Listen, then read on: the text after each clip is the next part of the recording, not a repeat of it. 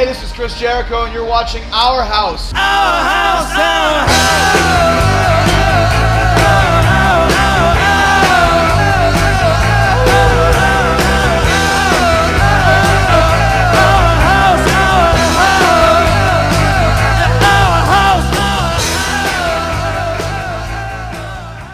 Our house is back. I never thought I'd say those words, but we're back. Oh my God. It's me, it's Claire from Our House. I'm Paul. I almost feel like we need to start this podcast with a bit of a disclaimer. Just, these views of ours are just opinions only, and we can't be. I don't know. I'm sure we'll come up with a legal disclaimer somewhere along the route. Yeah. We'll put it out. So Our House started as a television program, and now we're a podcast. And we're Was that a television program? Internet sensation, I'd like to call it. I'll go with that. So for anyone that's watching or listening that's never heard of Our House, because it was a long time ago, I think we should really kind of bring up to date. So 13 years ago, that sounds crazy, but 13 years ago, me and you were sat in this very living room and we came up with an idea. And the idea was to... Is that your memory? Yeah. It's not mine. Okay. Go on, what's your memory? I'm going to let you go with your memory. My memory is completely different. Go on. So my memory is me and you came up with an idea because there were we were amidst the very beginnings of reality television, so X Factor, Pop Idol and things like that, and the kind of repetitiveness and like how it's all set up, we were a little bit bored of it, and we were reminiscing on The Word and The Big Breakfast, and really cool like 90s TV that promoted a lot of bands. So this is my memory anyways. We were talking about how we could push that platform, how we can help support local bands, and how we can bring that style of television back. And give people a platform. So tell me your thoughts. Yeah, my memory's a little bit different.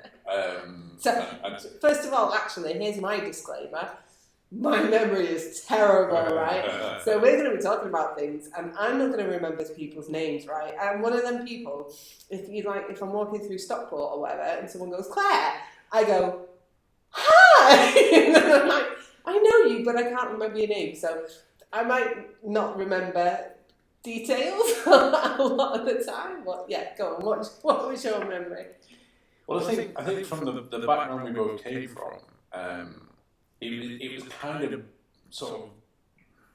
It was very obvious to me that I didn't really want to fit into. So I suppose for listeners to get a bit of an insight into this, what we're going to do is go down the Our House rabbit hole a little bit, because there is a story behind it, and there is a concept, and there is kind of like trials and tribulations, and no motherfucker is safe. Let's say that now, because it happened. My main recollection in terms of it's exactly like you said. When I was a kid growing up, I don't know, last few years of school could have been like Friday night was the best night because you went home, you watched something like The Word, and then that kind of TFI Friday. Yeah, that's it. But The Word was that kind of program where you discover bands like because they gave bands a platform that were sort of on the scene. I think Oasis debuted on The Word. Nirvana, and there was just loads of bands that were like Bush. I think they debuted as another band. I think they were called. I don't know. It comes to me later. But that was the thing for me. Stereo MCs, I remember seeing for the first time on The Word. So they gave bands that were just on this brink of breaking in that sort of 90s Britpop era. It was just something different. It was kind of like I could go down to Our Price or whatever it was at the time and pick up some new CDs based off the bands that potentially I'd seen off that program. And obviously then you had them excellent moments with like Oliver Reed smashed out his face singing Wild Thing with like Ned's Tommy Dustbin.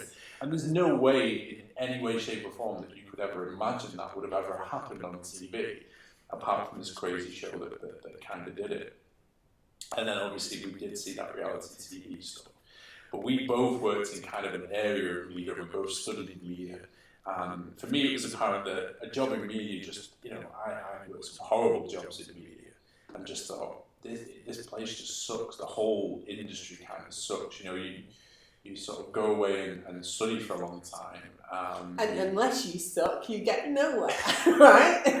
Disclaimer. Allegedly. But, I worked in places, and we worked in some of the same places as well, like at different times.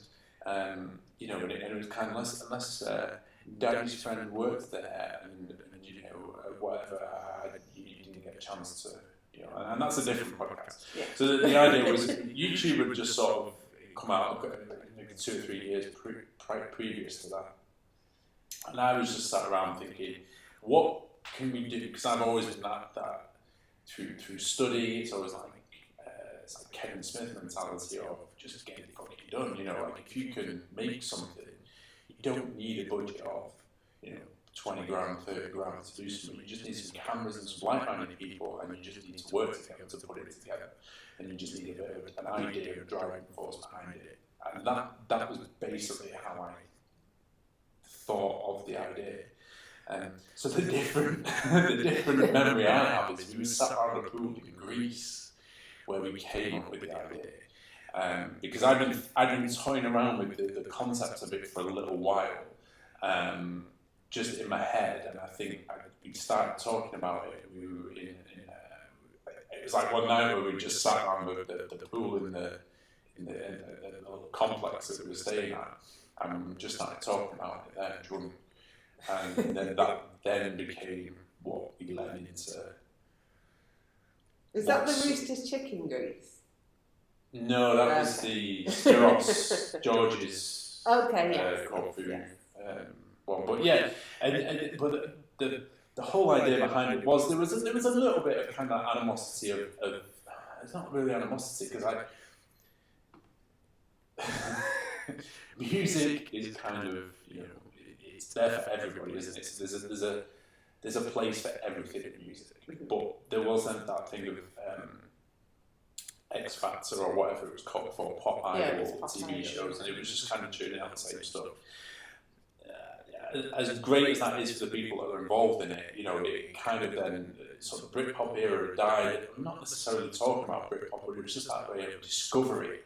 So a way to discover new bands, a way to discover things. That was the whole idea and concept about it, and to give some people a platform that potentially could hopefully lead into something else if we get recognised. They get recognised.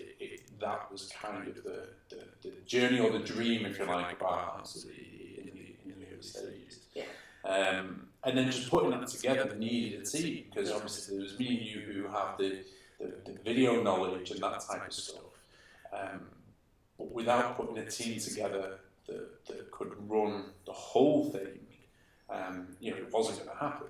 But looking back on it, obviously we did get quite a bit of help from people and favours that we had to do for people and stuff like that. Nothing that involves sucking. But it's a bit of it's a bittersweet pill, our house. Yes. I think because there was a lot of stressful times, and there was a lot of just beating your head against the fucking brick wall sometimes just to try and get stuff done. And we were so early on in the YouTube, and I've said this before when reflecting, because if we'd have come out maybe 4 or 5 years later when YouTube was a happening thing and stuff like that, I think we'd have a bit of a more successful story, because by no means was the show a massive success. Yeah. Well, when we were filming our house, YouTube was a platform for 10-minute videos, wasn't it? It wasn't a platform like you see it now, and people do full shows and hour-long shows and things like this. But it was strictly limited to 10 minutes. So what we had to do is we had to get a website designer, we had to get a website domain. Yeah, I know. And we had to make all these videos and condense them to put them on our own website, because you could not host a show unless you had a website. Whereas now, if we did it right now, we'd literally upload it to YouTube and it's done, and it's simple. So I think in the early just saying we were ahead of the curve. Yeah. We were completely ahead of the curve, but we also missed the fucking boat. You know what I mean? Yeah, the only thing that we could upload to YouTube was individual videos that had no context to our house, really. So we would upload all the bands separately and the interviews separately, but you never saw it as a full show. A full show was about unless you went on the website. Yeah. If you went on the website. But whereas, so, and again, it's like, and this sounds like we're moaning old people, but like we're like you could I know, but you can discover things via YouTube. Whereas, like, so we're hosting our own website and our own show on a website. How do people discover it? They you know what I mean? Like, unless it's word of mouth. There was no discovery there, whereas again, if we did it now, they do it for you. You know what I mean? They recommend you, don't they? And so the main idea of this show is really just to reflect on kind of to tell the story and to reflect, and possibly in sort of future episodes we might try and bring some people in that were part of it to sort of tell their sides of things, whether that's good or bad. Because like I have no animosity to people now. Like I think I did at the time of maybe recording and so on and so forth. But I think obviously over time it just doesn't matter anymore, does it? I think I just want to point out as well that we're back now as a podcast, and this podcast today is specifically around our roots and how we grew. What we've learnt, the people that we've worked with, but actually our house as a podcast going forward is just going to be this, in terms of me and you just talking about stuff we like to talk about. So today's episode is about our house, because we want people to understand our roots. And I've also found a lot of the videos, and I'm sort of begrudgingly starting to chuck them online. So we've got a lot give of the channel a like and subscribe, hit the bell notification. Yeah, absolutely. So we've got quite a lot of stuff that we never actually uploaded, and it's fun. But today is reflecting on our house, but going forward, our house is just a podcast for fun things really, and things that we enjoy, topics that we want to discuss. So it's going to be good. So going back to our house, where do we begin? Okay, so the dynamics or the reason that we use the terminology of our house. So number one, it has had a musical link association with it, and it with Madness. Okay.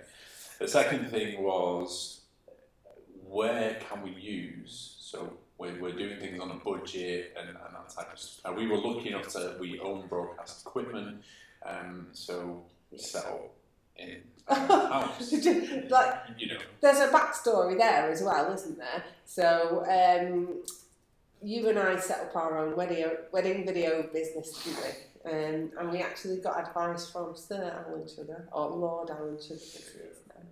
But what I will say is anyone that's like really student-wise and they're thinking of going down that line, don't do it.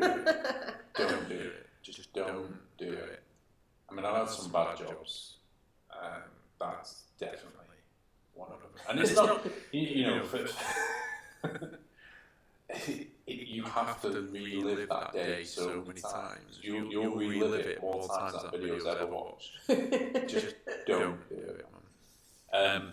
But yeah, I suppose from the Our House thing, it was just easy so to invite people into the house, record some live bands. So we effectively had to give up our living space, and I think in total we probably had that space set up for around 5 years, give or take. I think we did.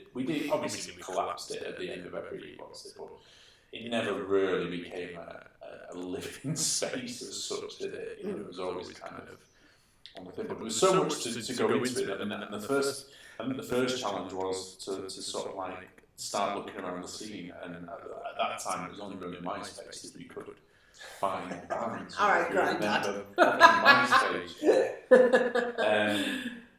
So yeah, so that was kind of like that was the starting process really. It's let's find some bands, let's reach out to them, let's see if we can set something up. In the process of doing that, we had to start talking to people like, does anyone in the studio or somewhere? Because obviously we weren't going to film like if you've got a band like I don't know like a rock band or something like that. The first thing you don't want to set all that up in your front room. So the idea being is we set up a studio where a band can do like a live track or whatever, and then the rest of the stuff come in for an interview and they do it here. And we just try to make it look like it's in the same thing. And from what I remember, that worked as well. Yeah. Like people used to think that the studio was like a fucking garage or something like that. And so that was cool because we never even tried to put that across. Some people just kind of fed that back. People were like, oh my God, that's your house? And I was like, well, no, actually it's not. But it's cool that you think that that's my house because I'd love to live in a nice big space like that. But yeah. Yeah, so that was kind of like the first thing. And there was a guy that I worked with in my daytime job. So what you have to remember when we're doing this is we both work in daytime jobs. Still do. Yeah, still do. So, you know, it takes, I don't know, like it just takes a lot to sort of put this together. And so when we decided to go for it as a commitment, so some guy that I know knew a guy in the studio who went down there and went eating with them. And the idea was we'd go and film a live gig of theirs at the Academy as kind of like a down payment on him recording 6 bands for us.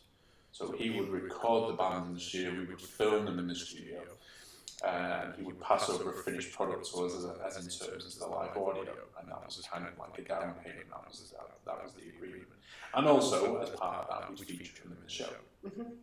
Kind of all sounds good and hunky-dory. Mm-hmm. And for that time it was, you know, like the sessions of there took place on I think it was Sundays. Sundays, yes. So it was a shoot on a Sunday, 2 bands in at a time. Yeah. So we did 3 weeks, or 4 weeks maybe, I don't know, of shooting bands.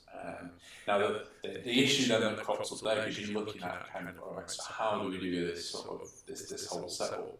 And so we had to record each band like 3 times, so we get 6 shots. So basically, it was you had a camera, I had a camera, and we would have them perform 3 times so that they would get 6 shots. 3? No, 6, 9? Yeah, so you get 6 shots on the timeline. Yeah. You match one up exactly to the final track that was picked out of each of the recordings. And then just try and match it all up. So it looked really cool because it looked like, you know... Yeah, it looked like there was a crew there. It looked like there was a crew there and there was stuff, but occasionally you do see the odd shot like where all of a sudden I'm in the background and then I'm not there. But that just added to the kind of charm of it. Because, you know, we didn't hide the fact that we were doing it on a budget. So that was kind of how that element sort of played out. And then we brought bands in. I don't know, like, it would be fair to say, kind of at this point, is like,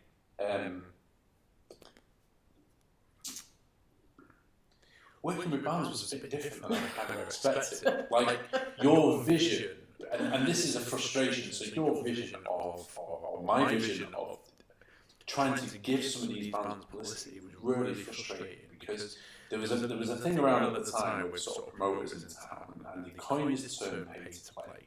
Yes, right? And that's a bad thing, yeah? That was a bad thing. Right, I look at it a completely different way, right?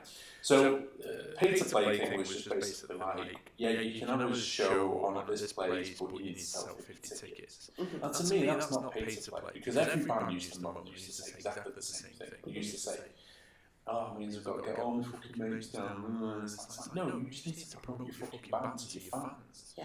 Like, if you're working hard and you'll have no problem selling 50 tickets.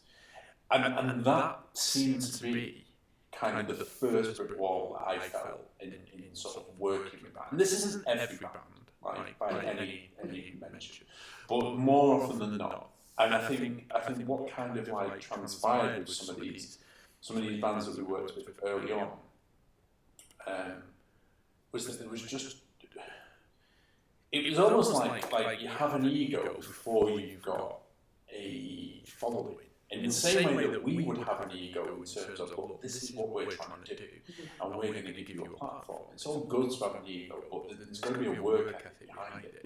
And what you find is these guys are like, or these guys or girls are driven into, well, this is what I do.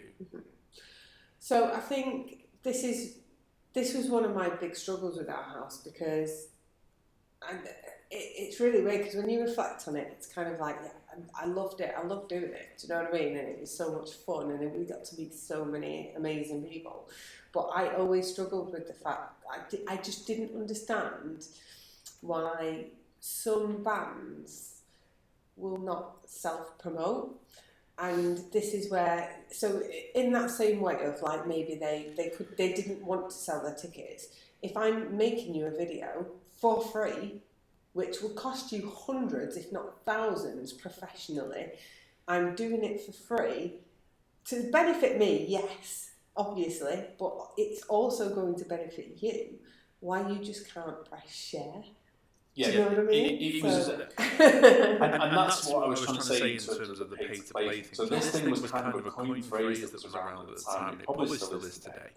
But it really kind of, whether that just added to people's like, or whether that added to bands' attitude of, well, I can't play a gig unless I sell 30 tickets, or put money in yourself or whatever. And then I get it at one point, but it's just kind of like, I think I've been to gigs. So one of the, just when if you rewind back to kind of where this sort of love and respect came from me for the music industry. Like, I used to go on a Friday night with a couple of mates, and we just used to get buses into town, and we'd go, we wouldn't know where we were going, but we knew we were going to go and watch a band. Right, so this is like, that's showing age now. So this is going to be around sort of the 95, 96 sort of time. Yeah, maybe a bit later. We just get the buses into town and just go and like get, right down to Oxford Road or something like that. Just go see what was on the Academy, see what was on, across that strip. And so we'd go and see bands, and we'd end up seeing like bands like fucking Goldie and Dreadzone and just sort of like cool bands that we never would have gone and seen, or maybe not owned a record of before, and then that made you then go out and buy the record. And so that was kind of like idea. Or you could be sat in a bar and someone would come and try and sell you a ticket. Worked out that they were in a fucking band. So they were in a band that was like, they were doing the same thing. It was like self-promotion, like what you were saying. And that's really kind of like bugged me a lot, especially when it was a finished product. But that kind of started with some bands, like when we walked into a room, like they wouldn't make fucking eye contact with you. They were kind of like, yeah, we're cool, yeah. It's almost like they just didn't know what. You look back at it now and go, they're just fucking scared to death of being in front of a camera. Because what came into my mind a lot of the time is these bands didn't know how to fucking play a live set. Like, they didn't know how to put energy into it. It's like, some of them just fucking stood there like cardboard cutouts.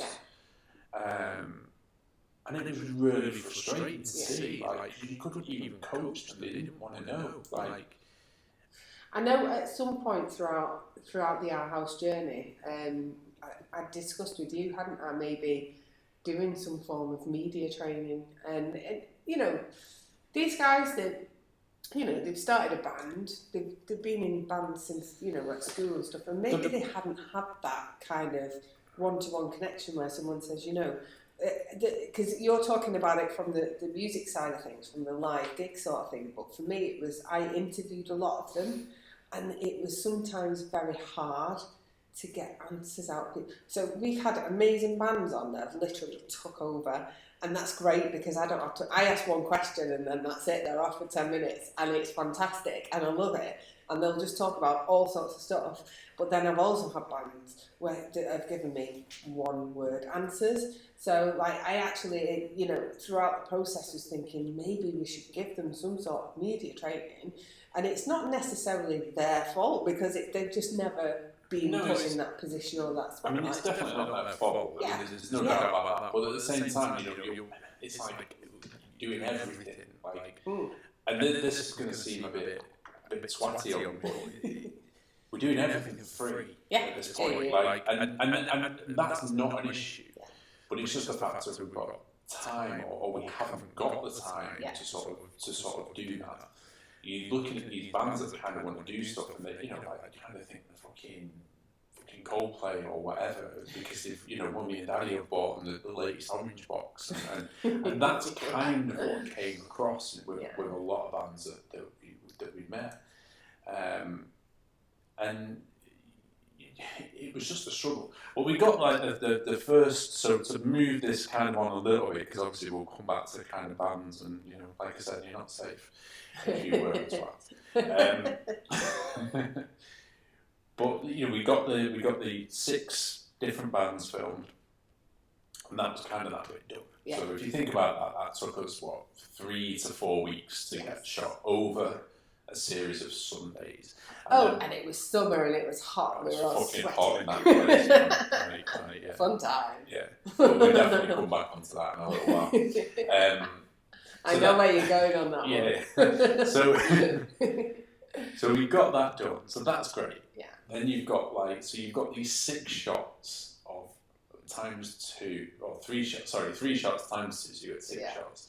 And then waiting for Pete, the engineer, to get the sound to you while you're trying to edit. So we're trying to edit these bands together to go into the main show, because then we're going to start shooting the shows on a weekly basis, as in terms of the parts that happen at the house, the parts that we need a bit of an audience for, where sometimes it was 30 people and sometimes it was 5. Do you know what I mean? There was just never any consistency in it, because people were sort of a bit flaky, to say the least. So then so while I'm busy editing that, Claire's kind of busy trying to sort out what's going to happen at the house on the day. And then on the day, Claire's the co-camera person, so then we don't have a secondary camera person in the house. So it was either me shooting both cameras with one on a static tripod while I did a roam with another one, or sometimes we would get someone else to secondary operate, which never went well. No. Focus, guys. So there's all these elements that just kind of add sort of that pain to the process. Yeah. But at the end of so we shot the 6 weeks worth of shows. This was 6 shows. And we did a couple of test shoots, didn't we? So I think originally so this might be something you do, or I don't remember. So the very, very first test shoot, which was probably about 12 months prior to this, we had you as the presenter, and Emma Morton-Smith as the co-presenter. So I don't know if people. So she's the presenter on Heart FM now. Okay. She's not called Emma Morton-Smith anymore. She got married. I can't remember. See, I told you. My memory's not. And I follow her on Twitter and everything. But yeah, Emma, she does the breakfast show on Heart FM. So she was the initial co-host. Yeah, and you're right. I did forget that. Yeah. We did one test shoot, and I think we set a band up in the back garden. Yeah. And we did a bit of a dry run that then. I don't know why we didn't engage back with her. I think we were supposed to shoot, or maybe that was kind of, we didn't shoot what we wanted to do. Yeah. I don't know why that didn't happen. So then the next, for the first show, we managed to bring in, what was it? Rowetta was the co-presenter with yourself. Emma Lenny. There you go. Emma Lenny. So I think Rowetta was the initial first season co-host, which was brilliant because, again, we're doing this on no budget. We can't afford celebrities. We can't afford people that are well known to come. And she was a good laugh. Absolutely. So I remember sending her an email and just saying, look, this is our crazy idea. Do you want to take part? And she emailed back and she was like, yeah, why not? And at the time, I think she was presenting Forever Manchester, which was a radio show. I think it was like that Gadio thing as Gadio, well. yeah, it was on Gadio, yeah. So she said, look, if I can wear my t-shirt, then I'm in. And I was like, right, you're in. Every fucking shop, Gadio. But yeah, and you know what? Do you know what? Like, Rowetta turned up, didn't ask for anything. She didn't ask for money. She didn't have a rider. She wasn't a diva. She was absolutely lovely. She just got blackout drunk. Not blackout, but she got drunk. I got drunk. Do you know what I mean? So I think she was a great co-host. And then at the time she had that song, which was, is it Mother or Mama? Yeah, it was Mother, wasn't it? Yeah. It comes out every Mother's Day. Yeah, It's posted, which is fantastic as well. So, and she was our first ever live set in the house. So she was like in the front room and she sang that. Is it Mother Love? Is it Mother Love? Yeah. Yeah, we'll post it anyway. But yeah, so for us to get someone that's really well known, especially at the time we were called Our House Manchester. So to get doesn't exist anymore. Yeah. .co.uk, so don't go through it. Our House Dash, and that was another thing. It was like the website was so complicated. It's like Our House Dash Manchester. Oh my god! Is that a dash or is it? Actually, I'm skipping ahead a little bit, but we had Bez on about a year or two later, didn't we? And we asked him to do a promo, didn't we? And like read out the website, and he's like going Our House Dash Manchester, and it's like, oh my god! I think like now you can just go YouTube. Yeah, but we had like an A3 poster behind the fucking camera while we were doing it. It wasn't like it was a small font or anything. But yeah, I think like Rowetta was fantastic for taking part, and she was a really good presenter as well, really natural. She made everyone feel at ease, and it also gave us that little bit of credibility as well. So yeah, I was going to say that like because. Our conversation, I feel like, was weighing a little bit on the heavier side, and I'd like to talk more about the fun times that we had. Yeah, no, there's definitely fun. I think the way that I look at it, or as I've looked at it in the past up until recently, is that I think by the time we rolled to the end, it was kind of we were kind of glad to see the back of it, and then we've probably not revisited any of it for a long time. Like, this is like therapy right now, right? Yeah. Well, I think when you get a bunch of people working together and everyone's working for fucking free. Yeah. Everyone's giving their time up. Yeah, I think, and egos start to clash because, I suppose you can't say that, I didn't have an ego about it, or you didn't have an ego about it, or whatever. So I think egos start to clash. I don't think that happened on purpose. But yeah, just I suppose rewinding that. So the other good thing that came out. Sorry, it's not your camera, but that's okay. I don't want to see that. Just see my big John Cena hands. Yeah, so the other good thing that came out of that was one of the first bands that we had in at the studio, George. So we had George Borowski. Yes. Oh, yes. Also then coined a theme tune, and I think that's quite a good story to tell because they came in and they were. So just to be clear, George Borowski. So George was. I've lost your camera. Are we having technical difficulties? Yeah, I'll get it back. There you go. Oh, hey, all right. We'll keep that in because it's real. Yeah, so actually one of the first bands that we had in is George Borowski. Was his band called George Borowski? George Borowski and the Fabulous Wonderfuls. Fabulous Wonderfuls, yeah. And George, he's a legend in these parts, really, isn't he? So George is like just. I don't even know how to describe him, but before you met him, though, had you ever heard? No, and a lot of people listening to this probably have never heard of him. But in terms of his career, he's built an amazing, fabulous, wonderful career, and a lot of people. So I know it's so cheesy, but there's a lot of people.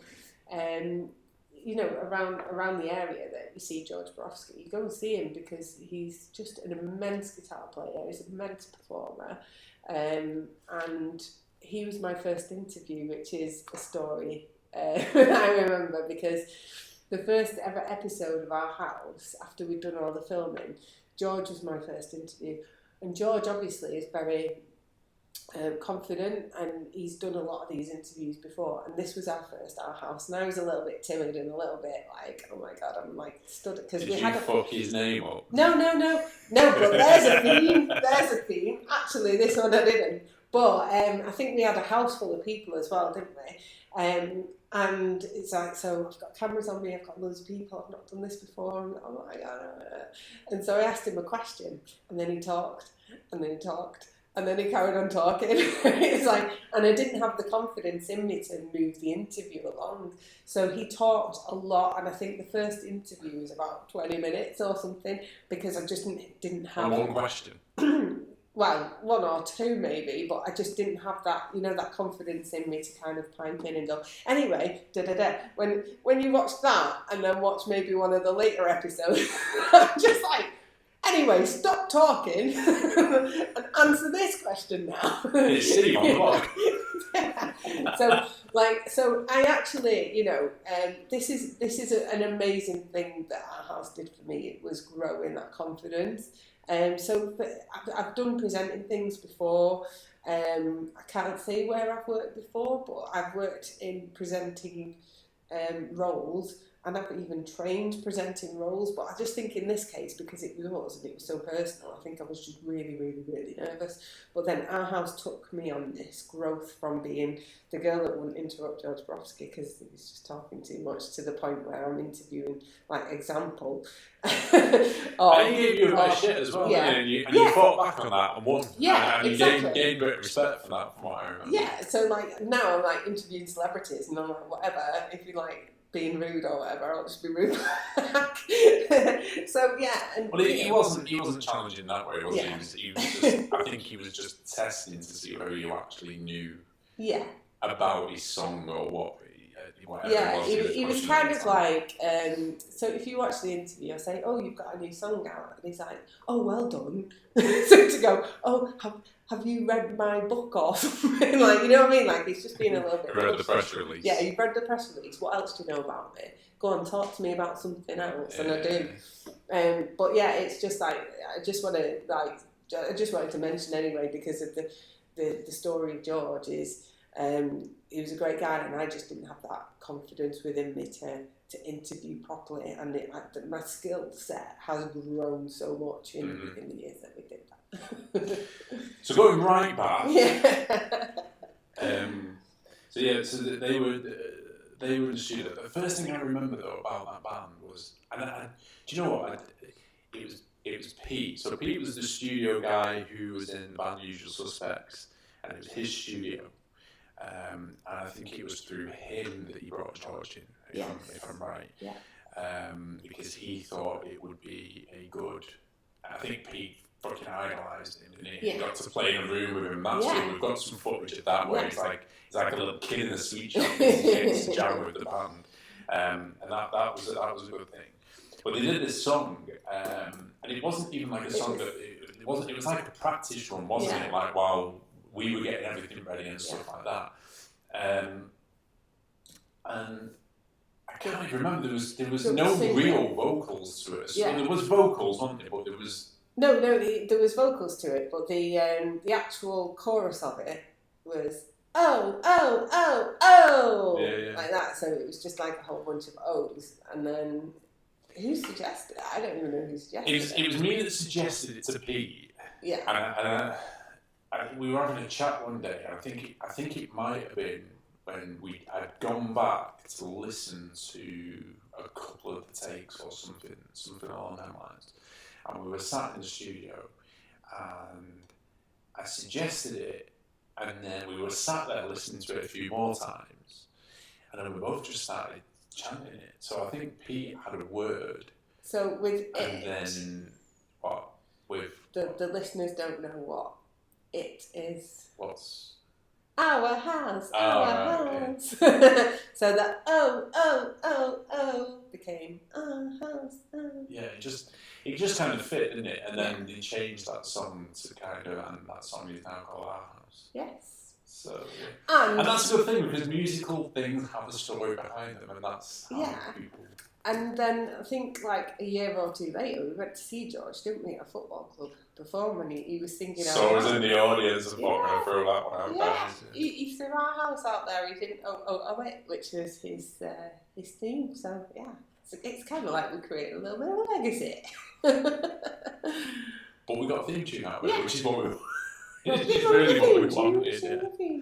So that was cool. So we got the theme tune, and so do you know what I mean? Like just that in itself was kind of like how do you have an identity? Yeah.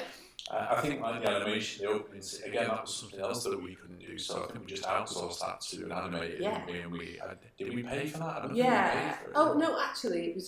She was a student at Salford University, and I think I just threw the feelers out of like trying to get someone to do some sort of opening. Like now, we just go on Fiverr and buy it. Yeah, exactly. Times have changed. I know, but yeah. So I think I may have like spoken to someone at a university and said, look, you know, if you know anyone that could just do some sort of like 30-second animation. And then she came back and did it, and yeah, it's great, and she gets a credit as well. That was the pay for her. Everybody that worked on the show that was kind of involved, whether it was in that series or it was a guy called Dave Bell that created the ident, which is the logo. Yeah. So he always got credit on every show, you know, regardless of how many times it put out. His name was always in it. So we always gave like people, you know, their what was deserved. If you worked on it, whether you fell out with us or whatever, it's still going in. Dave never fell out with us, and the animator never fell out with us. The animator animated, job done. Well, that was it. Yeah, that was the only time. So I think we had what we had. That's not last orders, by the way. I'm drinking water today. Yeah, what did we do after that? So we got the live show element going. So we had Rowetta as co-presenter with yourself, and then we needed another presenter to kind of move away from what was going on in terms of like the audience. So for me, audience participation was another thing that kind of, and I think that stemmed from shows like maybe like The Big Breakfast, because that was the first time I remember seeing a show, and it was because it was done in the house. So there you go, that's another part and parcel of why that idea crept in. And TFI Friday as well had a lot of audience. Yeah, Friday as well. I think Big Breakfast probably just that thing of like you pan the camera through the crowd and people are there and they're clapping and they're helping you move from one segment to another. That was the real. So we wanted to put someone in the audience, kind of like a joke man or whatever, didn't we? Like just you sort of. I don't know what the actual common term is in the industry. I'm sure there is one. I don't know. But basically, if you go on any show's got one, haven't they? Yeah. So it's kind of like, you know, you've got X Factor, you've got Ant and Dec, and you know what I mean? Like, so it's just someone to cut away to that are actually the funny part of the show. Yeah. So to do that, like, I mean, to be fair, that's where Steve comes in. Yeah. And Steve is kind of my go-to guy in terms of, I think I had worked with him on college projects, and he was in a couple of films, or he's in a film. And I'd worked with him on some other bits and bobs. He's just someone who's, you know, a creative and, you know, primarily an actor. And yeah, just felt like he'd be the right fit. And in all fairness to Steve, I think he fit into that role reasonably well. Yeah. I just don't think it was kind of what he wanted to do. I don't think he ever found his feet in that. And that's not to, I suppose, fast forward, we had a reasonably big fallout with Steve that kind of probably cemented over a couple of months, but at the same, it probably, I think it grew from a little thing. It was a little niggle, and I think at the time as well, it's fair to say you had a bit of a temper, and would give people a bit of shit if you felt they stepped out of line. Yeah. But at the same time, I think we had to deal with like two fallouts, kind of quite close together. So that was Pete the sound guy and Steve, but that took probably until the second series. So we did 6 shows. I think that's how we ran it. Didn't we? We ran it as 6 episodes. You wrap it up for 6 months or whatever, while you're sort of trying to create the content material for the next one, and then you start the ball rolling again. I think for me, like you say, I did have a bit of a temper, and I know how I can come across sometimes, but I think a lot of it for me stemmed from, my attitude at the time was, I'm giving up my time and my house, and I'm trying to do something for the good of other people as well. And it was costing us money, so I know, like we're saying, everyone did everything for free, but it was actually costing us money on a week-on-week basis. All the equipment and all of the food and the drinks that we bought, and do you know what I mean? So there was never any drinks left at the end of a show. So it was kind of like, and again, because I don't know how I come across. But for me, my attitude at the time was, look, we're doing all of this, and then you're turning up late. Do you know what I mean? And we've got guests in waiting, and then you turn up late for a show. It looks really unprofessional, and it's like, I know you're doing it for free, but for me, it's like you either do it or you don't. You just don't do it half-hour. And I think the bite back in some instances from Steve was kind of, well, you guys take fucking 4 hours to get rolling and stuff like that because you're having a drink and you're chatting with people, and it's kind of like, that's part of the experience. But that's part of, you're trying to create an experience of, hi, you're coming in, you're invited, maybe there's just on, and this wasn't every show, but maybe there's 15 people that you never met them. Yeah. And it's kind of like trying to make an experience for people, remembering that we don't have a fucking staff that can come in and serve drinks and stuff like that, and it's kind of getting other people relaxed in front of the camera. So when you're asking them to clap, or you're asking them to join in a game that you've put together last minute, and you're not telling them what that game is until they go up in front of people. It's about creating that atmosphere, and I think at the time Steve had a part-time job, so that was one of the reasons why he would turn up reasonably late. But again, I just genuinely think, if this was a conversation that you ever had, where you just felt, I don't want to do it, or it's just not me, and it's fine, you don't have to go to extremes of just fucking up over and over again. And to the point where I lose my temper, So. Because everyone who spent time on the show, from anyone that we fell out with, was 100% appreciated, and I think people felt that it wasn't appreciated because we weren't phoning them after every time that they'd been around and stuff like that. And I guess that's something as a growth level that potentially you do. But for me, it was kind of like, I just worked a full week, and some people that were involved in this stuff, so I'm not saying who, didn't have a job that they had to do, during the day. They had jobs with very minimal hours. We were pulling 4 weeks, editing, for hours after meals and whatnot and stuff like that to get. We were kind of in that headspace into other things that no one else saw. Yeah. So somebody like Steve would have come in and just think we've been dusting around, smoking and drinking for fucking 4 hours, which might have been the case because that might have been the first time that week that we actually got an opportunity to spend some time with people. Yeah. And that went, and I guess that's where heads started bumping, because it's kind of, all right, maybe we're not seeing your point of view, but we're definitely not seeing our point of view. Yeah.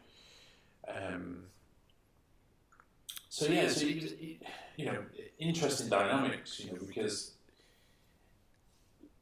I wanted to help make other people, and everyone who works on the show, I wanted to my ultimate dream of it was, if we could actually get a show made, and we take that's it. everyone with us. Do you know what I mean? Everyone's a part of it. Yeah. It's not just for us. But I think you had to put in the work, and in honest effect, just from Pete's perspective, he was doing his band, so he had a lot of commitments with that, which is fair enough. and then he had these tracks to edit. But we were only asking him to master one track. He didn't have to master every track. Yeah. So I didn't see that as a big piece of work. Since when we did what we said we were going to do, we went to film a gig, and we spent hours and hours editing the video and stuff like that. And again, they'd probably not even got that video anymore. No. Do you know what I mean? So, I don't even know how the fallout's happened with Pete. I know he did some stuff for season 2, and then it all gets a bit hazy. But it was just a case of we just parted ways, didn't we? Yeah. It was kind of like, go and find someone else to fucking do your recordings. Yeah. That's like, okay. Yeah. Do you know what I mean? Like, it was fine, and I think that's the problem that I had. I didn't think that we'd have to get to a point of where we had to kind of fire Steve in a way. Mm-hmm. And he just didn't take it. Like, we had a conversation with him of, look, dude, it's not working out. Turning up late, you're not doing this, you're not doing that. We found a new presenter, because I think that was the thing. When it was just like, let's just give someone else a go. Let's just try and get rid of negativity, which is kind of why this is. It's not a slating thing; it is a therapy, but it's just being open and honest. And there's tons of stuff you could go into we're not going to go into of issues and reasons. And instead of Steve just going, "Oh, I don't want to do it," or even if you said, "Look, if you want me to do this, this is the way I want to do it," or I'm not doing it. Mm-hmm. And I'd probably just gone, yeah, fine. But I just never felt that there was like a point of him wanting to do it. Yeah. It just felt like a struggle getting him here. Do you know what I mean? Like, and I'm kind of sure from his perspective, he probably felt like an outsider, which effectively was, because it's our show. And I think that was something he coined in an email to us at some point, but it's so difficult to I don't want to sit and explain to everybody every time the amount of work we do, because it just sounds like we're moaning. And all we're trying to do is do something a bit different, a bit fun, and have a laugh with it. And then you find these elements that are going on where you have to deal with fucking dramas, and you just can't be bothered. I'd rather just wipe the slate clean and move again. But I guess there's an interesting story around when we asked Steve to leave the show and how that played out. To be honest with you, like I say, my memory's not that great. I do know that was the day that we had Uncle Frank from Fun Loving Criminals and Naeem, and they were here to perform and to interview and have lots of fun. And I think Steve had turned up with a girl that hadn't been. Well, it starts before that, because we made a decision that we wanted. My memory. Yeah, so we made a decision that we just needed to just call it a day. Because I think at the time as well, he was running he worked at a game store, didn't he? And he'd done a deal with head office that we could give out prizes and things like that, which was really cool, And then some of them prizes didn't materialise, but it was just an odd concept, wasn't it? Do you know what I mean? Or an odd dynamic. And I think we just made that decision. Let's just part ways. It's not the best thing. And we actually called him up and we asked him to come to the house a couple of days before we were shooting. And we told him, we sat here and we said, look, this is our opinion and this is kind of the decision that we made. So we tried to do it in a way that was kind of not just twatty. And he sat here and he listened to us and he got up and he laughed and he went. And then we were shooting the show and he turned up. With a girl. With a girl. Expecting to present as well. And I remember being very confused about a girl that's not been invited either, because we had quite strict rules around who was allowed in the house. And I'll be honest, the first that I knew that he was here, I didn't even see him come in. I think it was Ben. Is it Ben Hughes, who was one of the camera guys? Yeah. He just come up to me and said, some guys just walked in, got a beer out of the fridge with a girl, and gone upstairs and shut the door of the bathroom. I was like, what the fuck's going on? Like, I've not seen them. I hadn't seen them come in at all. It was news to me. Yeah, so, yeah. And then my memory is like just, I think I went up and I spoke to him and I was like, look. You were sent up. You were sent up to get rid. And I was like, well, you can't present today. We've got someone else to do it. And he was shocked and he was like, oh, right, okay. And I think he stayed around for the filming of the show because of Frank and Naeem, because he's in the picture. Oh, he's in the picture, he is, yeah. And then left, but then sent us like a scathing email, I think, a little bit later, didn't he, saying that he was embarrassed. Yeah, he was also lines, oh, bitch, you know about this guy and this person. He was just embarrassed about, I think, that he brought this girl and she was expecting to see him kind of present the show and then he didn't. So, but, you know, that's what it is, really.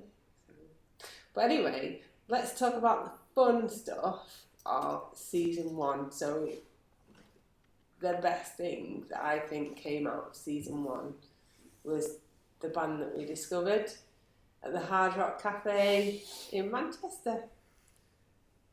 The 66. Yeah. The 66. So the 66 actually just became massive ambassadors of our house and such a part of everything. They were a band that got it. Yeah. It was almost like, for me, 100% down the line, it was almost like they saw what we were doing, they immediately understood it without communicating, and just jumped on the train. Yeah. And just rode it with us. Mm-hmm. Like, they were as much, to me, when I was looking at setting up news shows, they were always kind of spearheaded as being, front runners. So however many seasons we do, if we did 20 seasons, they'd be on every fucking season for me, because they got it, they understood it, they understood, and maybe that's just down to the people that were in the band. From Mike's perspective, he just got it and immediately got it. Yeah. And I also think we were kind of a similar age and probably grew up with similar things, and I think that's why he got it. Maybe some of the bands that we worked with were a bit too young for that, possibly. Yeah. But I can't say it enough times, he just understood without saying anything, and anything we asked them to do, they did it. But I think you've got your sort of you've got your scale on of a band that comes in with who just kind of like, oh well, I'm just doing this for whatever, and they turn up and they give you a boring story on the couch where you're thinking, oh my god, there's no personality in these people whatsoever. And then you've got fucking might be Ian Wilson and all that rocking in with a head trimmer into the interview. I'm just gonna say, can I just say 2 words? Alabama, hot pocket. So as well as just being an amazing band, they were amazing people, and so they were always my favourite interview. I just knew, and like I said earlier on, like I'd have interviews where I'd just ask one question and they'd be off. And that was with the 66. I'd ask a question and then we'd have shoe phones going off. That was amazing. That was Wilson as well, wasn't it? Yeah. Fucking shoe phone in the middle of an interview. just from nowhere. Like, absolutely, like, nowhere. And I would full on raw belly laugh, like, till my stomach hurt. And that was exactly what our house was meant to be. Yeah. It was meant to be so much fun and so much entertainment that these guys, like you say, they absolutely got it. They all got it. Yeah. They all understood, like, fucking what makes great TV. It's just people acting a fucking fool. Yeah. And I think there was too many elements of bands where they were just trying to take it really serious. It's like, we're not Radio 1. Yeah. You're not in the BBC studio. You're here in a friendly environment where we're trying to push the musical side of it. But if you can push over your personality as well, people are going to buy into that. Yeah. And these guys, they had chemistry. And that's very, very difficult to find in bands as well. So a lot of the bands that we interviewed, you had a singer and a drummer and a bassist and a guitarist, and they were all just kind of podged together because they wanted to be in a band. Whereas these guys, these were childhood friends, and they genuinely loved each other to the point where in an interview they would just tear the shit out of each other and it was that kind of chemistry that made them so much fun to be around as well. It kind of made like the whole process worth going through. Yeah. In terms of just because I think within that we you know we built a friendship. Yeah, like they were the only band that I feel that I can say are my friends. I don't think I could really say that about anyone else that was on the show from my own. There's probably a few people that, you know, we'd stay in touch with. Yeah. I think a lot of the bands that have like been and gone, like I don't interact with them. A lot of them don't exist anymore Yeah. as well. So Well, these are guys that we went out with as well, so they didn't just come round and do the show. Like, these were friends, and we went out and we were. you know, did the show, they came to make commercials. Yeah. Roman got lost in London when he was going to an interview. But he still turned up. That's the thing, right? So Danny was meant to turn up here at about 10 o'clock in the morning, and then rang us, and he got the train going the other way, ended up in London, but still managed to get here on time. And there's a few stories like that where he'd rang us, and he was stuck in Stockport somewhere. And they're from Warrington. Yeah, they're from Warrington, so obviously not locals to Stockport, didn't know the area, and he just got completely lost, was trying to describe to me over the phone where he was, and I couldn't work out where he was because he was talking about flowers. And then all of a sudden was just at the door. So, the weird thing is, I used to drive past that pub like, all the time. I just never knew that it was called the Flower Pot. yeah. And there's not that many like. Oh, the florist it was, Was it wasn't the it? florist? Yeah. Flower Pot. Yeah, it was the florist. Yeah. But yeah, I just remember like he's at the pub and he's like, oh, we'll know where that is. Where is it? Like the forest. And we were going, fucking clue. But you still somehow managed to get here by foot, which It was is almost like like that phone call finished and you just turned up. Yeah. It's like the Amazon delivery driver that texts you to say, can I leave a package somewhere? By the time you responded, he's at your door. Like let's talk about like the first time that we saw the 66 as well, because obviously Danny's like the big character in the band, so I have a different memory of that. Again? Yeah, like completely different memory. So I think we were. I can't remember how many because we first met them when we did the live stuff at the studio, didn't we? So we Hard Rock.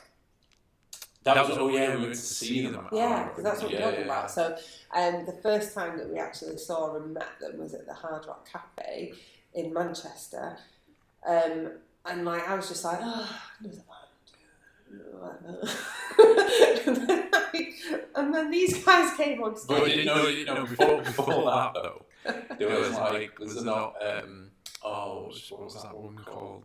That Julia. I think she was really drunk. She was like a friend of the band, Oh, yeah. and she was going, "Oh, like a stadium." Oh my band." God, yeah. And she you're was there, bigging who's them up. going, "Okay, right, So, yeah. yeah, we've heard this all before." She was totally bigging them up, going, these guys should be in stadiums, they're amazing, they're the best band ever. And I was just like, oh, alright, and yeah. and then they came on and did their show, and Danny climbed the scaffolding, didn't he? Like, It's like a piano at the top of speakers the, and like, stuff. yeah, scaled the fucking wall, and it ended up on a piano above the bar. And they put on such a show that I was just like, oh my God, yeah, they should. It was like, I can actually see these guys in a stadium. And there was a girl, wasn't there? And I'm sure she won't mind us mentioning her, Lisa. She got so excited. Did she jump on the stage and then off and broke her ankle? Broke her ankle or an arm. Well, that's how crazy these guys are. And I don't think that was the only time that she did something like that. I'm sure there was plenty of stories about that. I think for me because I remember listening to them on MySpace, and I think that was Neil Brown who found them. It was, yes, yeah. And I kind of dug it, and then like when I met them, I was like, actually, these guys are going to be alright. Yeah. And then when we turned up at the studios to do that session, they were all really quiet in the morning. I was thinking, oh no, it's going to be like fucking stop the blackout. Do you know what I mean? Like fucking don't make eye contact with you or whatever, and we're not allowed to talk unless the lead singer gives us the nod or whatever. It's like, come on. And but the studio was fucking really just hot. Yeah, it was that in the day, middle of and summer. They probably had a bit of a mare finding the place. Yeah. And there was a big fucking flight of stairs to the castle. Load all the gear up. And we did used to stand there like twats going, we're not fucking helping. Like we've got plenty of stuff to do. I just point the way up there, go up there, 3 flights, yeah. Up there, you were right. And then, like, I think the place was just swallowed. I can't remember. I think they were the first band in of the day, weren't they? Yeah. I think they were. And they were late. Yeah. Oh, were the second band in? I can't remember. Genuinely don't remember that. I know that they were late, and again, it was kind of like, your expectation of, oh God, here we go, it's another late band, and then we did quiet and weird, and then we found out why. Why? So it turns out that they'd had quite the night before. I think they'd all been out the entire night. I don't think any of them got any sleep, and they'd had a minibus bring them down, hadn't they? Yeah. So I think they were either still drunk or incredibly hungover. And then we're making them walk up flights of stairs with all their equipment, and then they get into the studio, and it's like a sauna. And imagine how sick you feel when you're hungover and tired. And again, this is just such a fucking good testament to them of they just got down and got on with it like they did, and they performed their asses off. And that was the thing with Danny, like, because I remember during one of the seasons, like when we went out one night out, didn't we? And he was that drunk, like he'd literally been drinking like all day into the evening. And then we ended up in some bar in town where they had like an acoustic sort of like. Oh, do you remember God, that? So they had like an acoustic thing, and it was just like, oh, if he plays the guitar, I'll sing, and he just fucking turned it on like that. Yeah. It was almost like he just wasn't drunk anymore. He performed, and then he just switched it off and just fucking turned it back into like whatever it was. That was the night he was like walking around telling people they needed a He was just random people. I think I was filming that. In fact, I have a video on that. And then he introduced us to, apparently, which is quite normal in Warrington, of cheesy chips and gravy, which is not normal to us. But the thing with that band was, like I say, and you go back and you watch it, like you look at Bordello, there's definitely one instance of where I thought Danny was going to puke. See his cheeks sort of puff out just before he starts to sing. And there's definitely a point where I think Wilson's going to go over. There is a point where, like, he's like drumming, and then you just see him go like this. It's like I don't think when we was editing it we knew how rough they were, but then when they told us when I was editing it, you clearly see him go. I definitely put things. I put things in on purpose when I was editing that, like, because I was like, "When he's gonna go?" And like, I was so happy, like when Peter sent the track back. It was the track that had that as like one of the main cameras, so I could keep cutting back to that at any point. But yeah, that was the only time that they let it sort of half slip. And I dared to include it. Do you know what I mean? But yeah, the 66 were just like. When I think of our house, I think of the 66. It's kind of like a partnership in a way. They made every season so much fun to be a part of, and you know they came in and had a good time, and that's why I say when they got it. It was about coming in, having a good time, meeting some people, making some new fans. Like meeting some new friends, make some fans along the way. That comes across in everything they did. Like they brought China White down at the end of the last show. Again, they were really good, and then like they've gone on to do things together in terms of like with Mike and so on and so forth. Yeah. So yeah, I've got nothing but positives to say about the 66 and the memories that they gave us. So yeah, that's like just massive highlight. So I know like a lot of what we've been talking about is like kind of the struggles that we went through and the people that we met, but they are definitely like the best thing that I think came out of our house, to be honest. Definitely one of them. And I think, like, you know, you've got to go through the pains to get to the point. And that's why I said about, like, just things we see, like, if it was a case of he just didn't want to do it, the best thing for him to have done was just go, look, guys, I just don't want to do this. Like, I don't like it, I think it's shit. It doesn't matter, just because you've asked someone to do something, you don't have to feel forced or engaged to do it. And that's kind of what I felt towards the end of that. But we had an issue with just sound engineers in general. I wouldn't say we had an issue with co-hosts. We went through a few co-hosts. Like when we had Chris Tweedy, I thought he was brilliant. Like he was the best replacement. So Chris Tweedy was the drummer in 610 Repeater. So they were another band really that kind of got it and kind of glued with us a little bit. So their music was awesome and they were great guys and they shared everything and they wanted to keep coming back. And Chris had a really good personality. He looked like a Saturday morning TV presenter. Yeah, he did. And that's what I liked about him. And he was bullshit in the way where he had just this really nice outgoing personality and it wasn't too much. And when he did it, it was like I was kind of awestruck because I just asked him to do it. Yeah. And he did it, and I remember his first day, like, it's fucking brilliant. Yeah. But I was just saying that in my head, like I wasn't saying it to him at the time. I was just going, brilliant. And in my head, like I'm just going, this is it. This is the person that we want. And I think we pushed that home to Chris quite a lot. I think just from a personal standpoint, I just don't think he was in a place at the time where he was from Blackpool, wasn't he? So it was a bit of a struggle for him to get down, and I think he had overcommitment. He had a little girl, didn't he? So I think, so he was right. He was good for the role, and he was good in it. But it was just that being able to commit every week for 4 or 5 weeks was just a bit. It was just a shame, and I think I would really like to have seen him do some more stuff because, like, when he did the games and things like that, it was. You didn't have to teach him anything. He just got it. Again, he was in the. Oh yeah, I remember seeing stuff like this, and like he did a few. Did he do a couple of shows? Or did he just do one? I think he did a couple. Yeah, I think he did a couple. Yeah, I've got a couple of them. I think he was doing. I remember we did the ice T-shirt thing, and he was doing the. Was it the chili or the bugs, the bug eating contest? Or both. I might have been both. Yeah. But I would have liked Chris to stay on. He was definitely like he was sort of my favourite person as a secondary co-presenter. Yeah. After that, but I think there's one person that's not actually been mentioned in this yet. Okay. Who's actually kind of another fundamental part of our house. Oh my goodness! Who am I thinking? Who am I not thinking of? So who else would have been on the show? This is me testing Claire's memory now.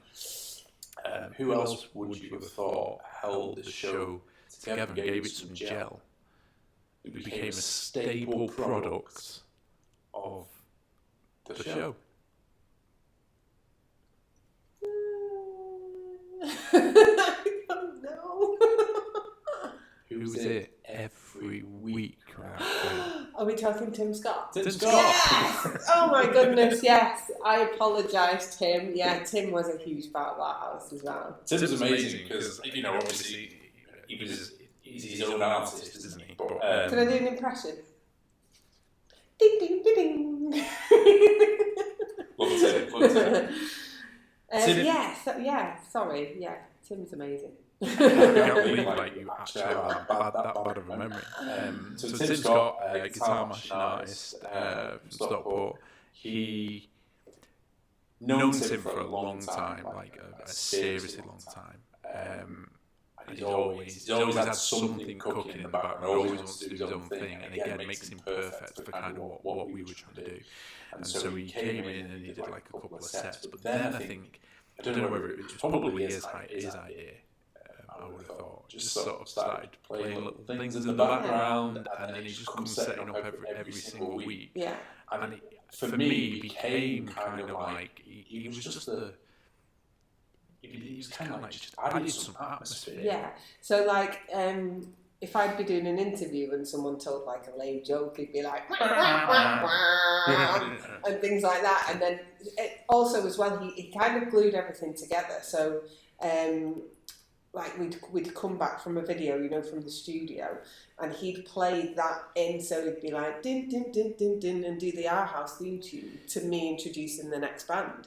But yeah, that little bit of atmosphere he created. He's an absolute And he never moaned, or you know what I mean. Like it was just something he wanted to do, and it was fine. He was an unsung hero of the show, and almost in effect, kind of the second presenter in a weird way, because he, you know, Tim's the epitome of what he wants to be. He's a musician at heart, and that came across. Any opportunity for Tim where he can like, you know, push himself, or just get himself on anything, and he'll do it. He'll plug himself, and that's great. And at the same time, he also became like a co-host in the sense of not necessarily, so he wasn't always vocal and things, but certainly when we get around to things like Uncle Frank later on, you know, and he's interacting with people and stuff like that, which again was really good.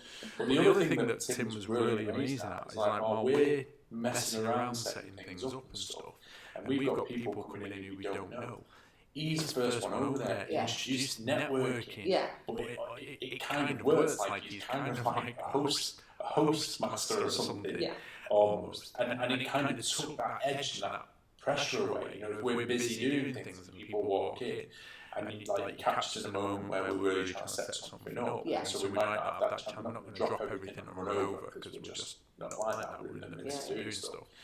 And I think Tim just filled that void for me.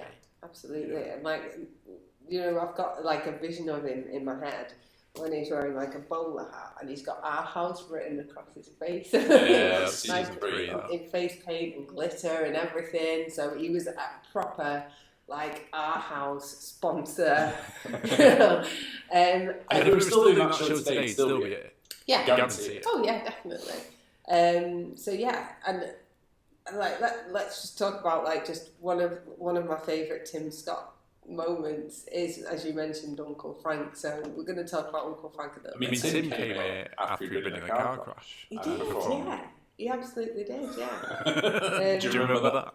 Yes, I do. I didn't until you said it, and then I did. But yeah, like so, yeah. When Uncle Frank was here, he was almost winding him up, where he was like playing little theme tunes around and stuff like that. But yeah, so yeah. And I'm sorry I didn't mention him earlier on, but yeah, a huge part of our house. So absolutely big up the Tim Scott man there.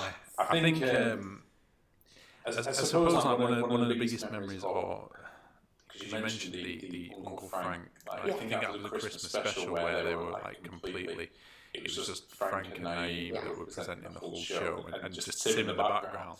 So there was all the jokes, Richard Fairbrass and Gary Glitter and Tim Please. But I think for me that season where Frank and I turned up, I'd been mithering them to death like for 2 years pretty much straight. Is it season? No, I think they came on season 2, and then they came back and did the Christmas special. Yeah, maybe. Sure. But prior to Our House, like before we even started filming the first season, we were constantly trying to get him on because we were a big fan of Uncle Frank. Mm. Yeah, and I think the main thing for me for that was once, and I'm not saying that drove it, but I do remember. Actually, yeah, they turned up, didn't they? The first time they came, they turned up in a freaking tour bus. Yes. Because I remember Ben coming up to me and just going, a tour bus with full of criminals was just pulled out of the front of the house. And so that was kind of a thing. I thought it was a good thing in terms of, it's not like we've arrived, it was almost like they've arrived, and they just kind of blew everyone away. So everyone that came to see that show were kind of in awe because, alright, they know who FLC is, but they didn't necessarily know who Frank was. And then they came in and it was you know, they were just pros. Yeah, they were the top of professional level So a lot of people went away that day, and there were, you know, youth fans and so on and so forth. Yeah. But again, I think that, you know, that formed a friendship. Yes. Into, you know, they came back every time we asked them, you know, and they're driving up from Leicester to sort of get here. But I think that kind of then didn't open a door as such, but I think that just gave us a bit more of an idea of what we could chase. And I think from then on we started chasing sort of bigger acts that, you know, some of them came through and some of them didn't. Yeah. So let's talk about some of our celebrity guests that we had on, and our experiences with them, really. So we had some very interesting experiences with a few of them. So I think I want to start on like my personal top favourite band that we had on was Fozzy. If you don't know who Fozzy are, then they are the band of Chris Jericho, the wrestler. And if you watch wrestling, AEW, that's his entrance track is Judas by Fozzy. But there, you know, I think we managed to interview Fozzy at the start of their rise, really. So at the time, I think they were just known as Chris Jericho's band, and they weren't really like kind of, you know, known too well. And they came over to Manchester and played at, was it the Academy? No, it wasn't, was it? It was the place that burnt down. Yeah. I can't remember what it was called. I can't remember what it was called either. It was like you kind of went down some stairs, didn't you? In the northern quarter. Oh, it's a shame I can't remember the name. I'll find it and I'll post it. But it was a great little venue as well. But yeah, so I think they were my favourite band, and they came back a couple of times. Not just because I'm a big Chris Jericho fan, which I am, but because, again, they were another band that kind of understood what we were doing and why we were doing it. So there were no egos about them either, because, you know, they're an international band. They've come on over. Chris Jericho is one of the biggest wrestlers in the world, and he was like the most polite, most down-to-earth person, I think, that like one of that I've interviewed as well. So I just think genuinely they were like my favourite. They were like my I would have liked to have got them actually to perform a set. Yeah. And I think we would have thought about it at the time. We could have just filmed the sound check. Do you know what I mean? And I think that's probably what we should have done. Yeah. I think we were trying to coax them to come to the other studio that we were at the time, because I think that would probably have fed our egos more than anything else, wouldn't it? Because it's like, oh, well, you actually here, rather than we just shoot in. But we I suppose we should have suggested that, and got it, and we didn't. But who knows, in the future, maybe they'll come back, you never know. But I think as well, as a positive out of that, getting to actually know the band members, as opposed to it just being, again, Chris Jericho's band that people know, was actually getting to speak to, like, so Rich Ward, we knew from Stuck Mojo, never spoken to him though, and again, one of like the nicest guys that you could come across in the industry. Absolutely, totally professional, knows his stuff. Billy Gray doing his hair while we were waiting to set up the interview and everything. I think everybody did the hair before they come on to that interview. Yeah, but like just while we were sat there. There was hair dryers going on. Well, they're a rock band, it's all about their hair. And Frank was awesome as well. And you know, like Rich's wife is, well, they got married in England, and so it was just good to have conversation points and things like that. But yeah, so in terms of all the celebrities, I think they were my number one, and we managed to interview them. And then when they came back, we did an individual interview with Chris. Managed to see the sound check and everything like that, and just catch up with them. And they're just a great bunch of guys, really. Yeah. What about you? Who was your number one celebrity guest that we had on? I don't know, like, because I looked at it. The celeb stuff obviously got some more recognition, which was cool. I think, like, for me, I enjoyed being able to set up like the Anna Free thing. Okay. So we recorded Anna Free, didn't we, in a hotel in town. And I think that was cool because at the time, she was really big on YouTube. Yeah, so she was like one of the early kind of influencers on YouTube, wasn't she? So she was like kind of the one of the people that broke through on YouTube as a guitarist and a singer. And I was buzzing to get that because I just thought, well, and it wasn't even the case. It was like, well, that's community based. Yeah. And so I think at the time I was toying around the idea of, well, we're just not getting very far with certain bands, or like just say, let's just say for example we film 6 bands, out of them 6 bands maybe 2 would get it and help push it. And for me it was a little bit like, let's find some people who actually understand this stuff a bit more. And so like Anna Free was one of them, and like I just didn't think that would happen because it was such a remote chance that they'd be in Manchester at that time. And that happened, so I definitely dug that. I Goldie Looking Chain were a riot. Oh my gosh, yes, they were hilarious. Just go back to Anna Free for a minute. Yeah, fun fact, she's got a weird look. Here we go.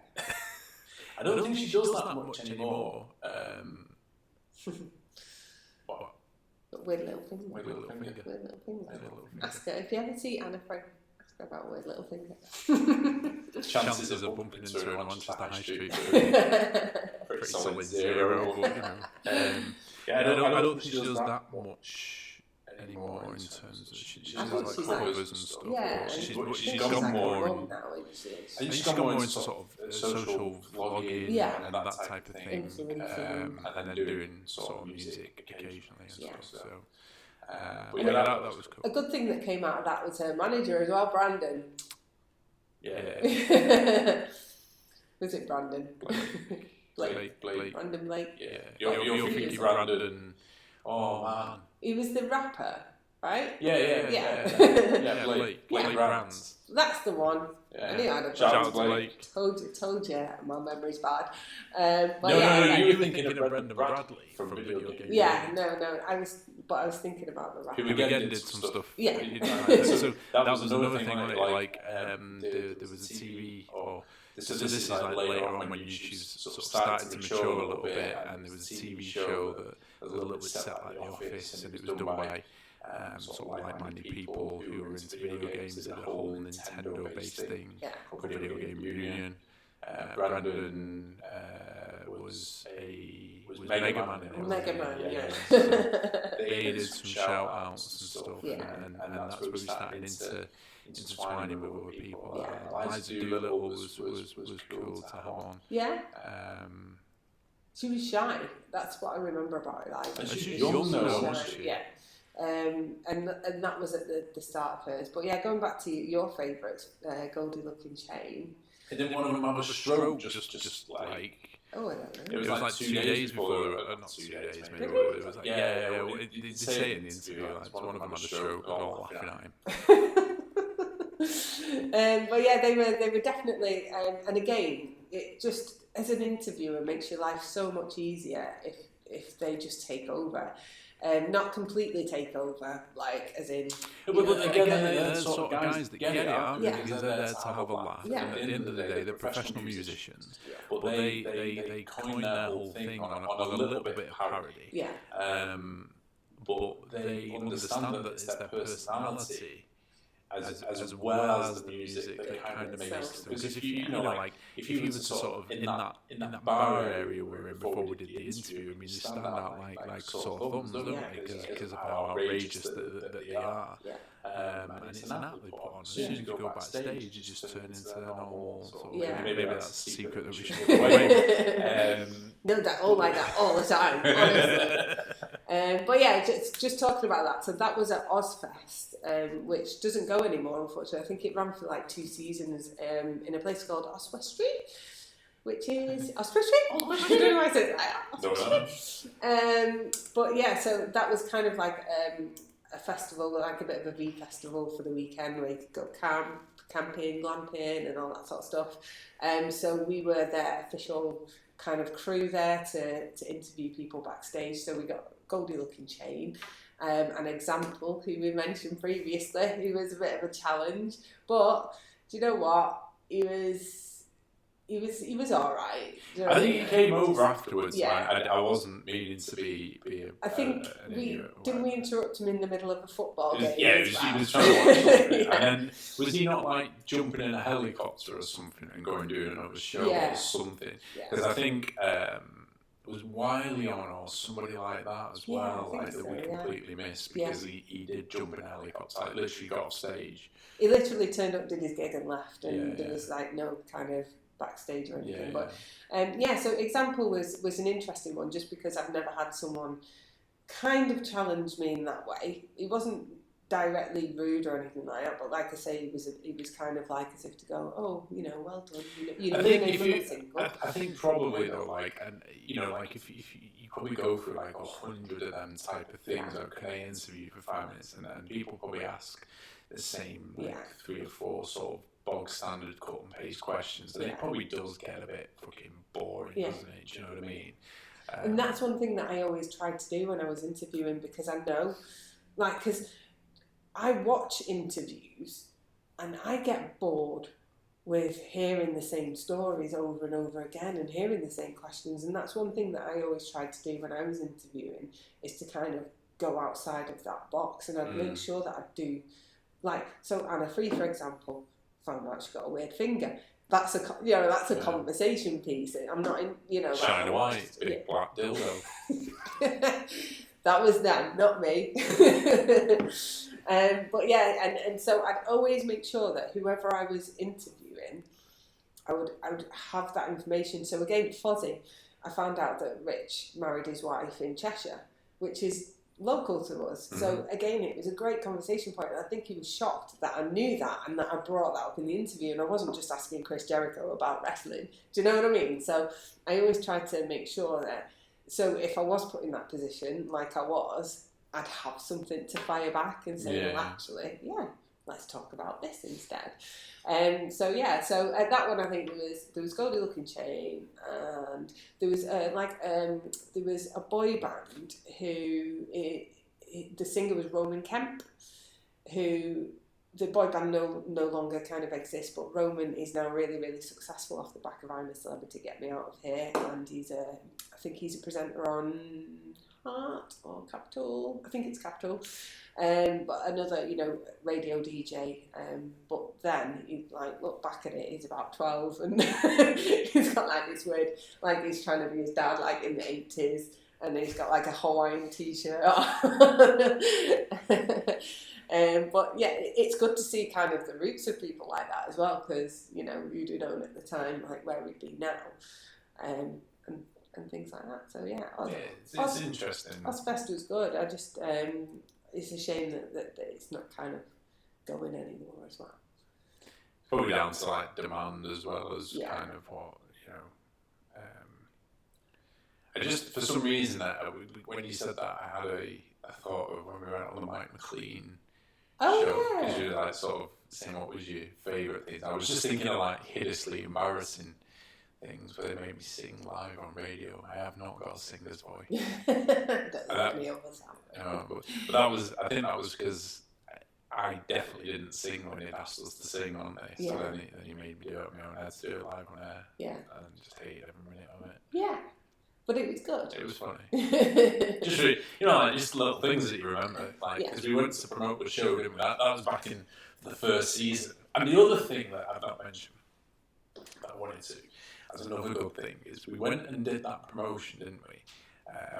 And we took them breakfast, and it was like a rock star breakfast. So we rocked up with like bottles of champagne and orange juice and Krispy Kreme donuts or whatever. Yeah. And we did the promo, we went away, and then when we launched the show, the website broke because that many people were like trying to get on. And I think like in the first hour it had over something like 16,000 hits or something. Yeah. And that was a really cool moment, because it was kind of like, I was like, oh yes! We broke the internet! We just broke our shit site, really.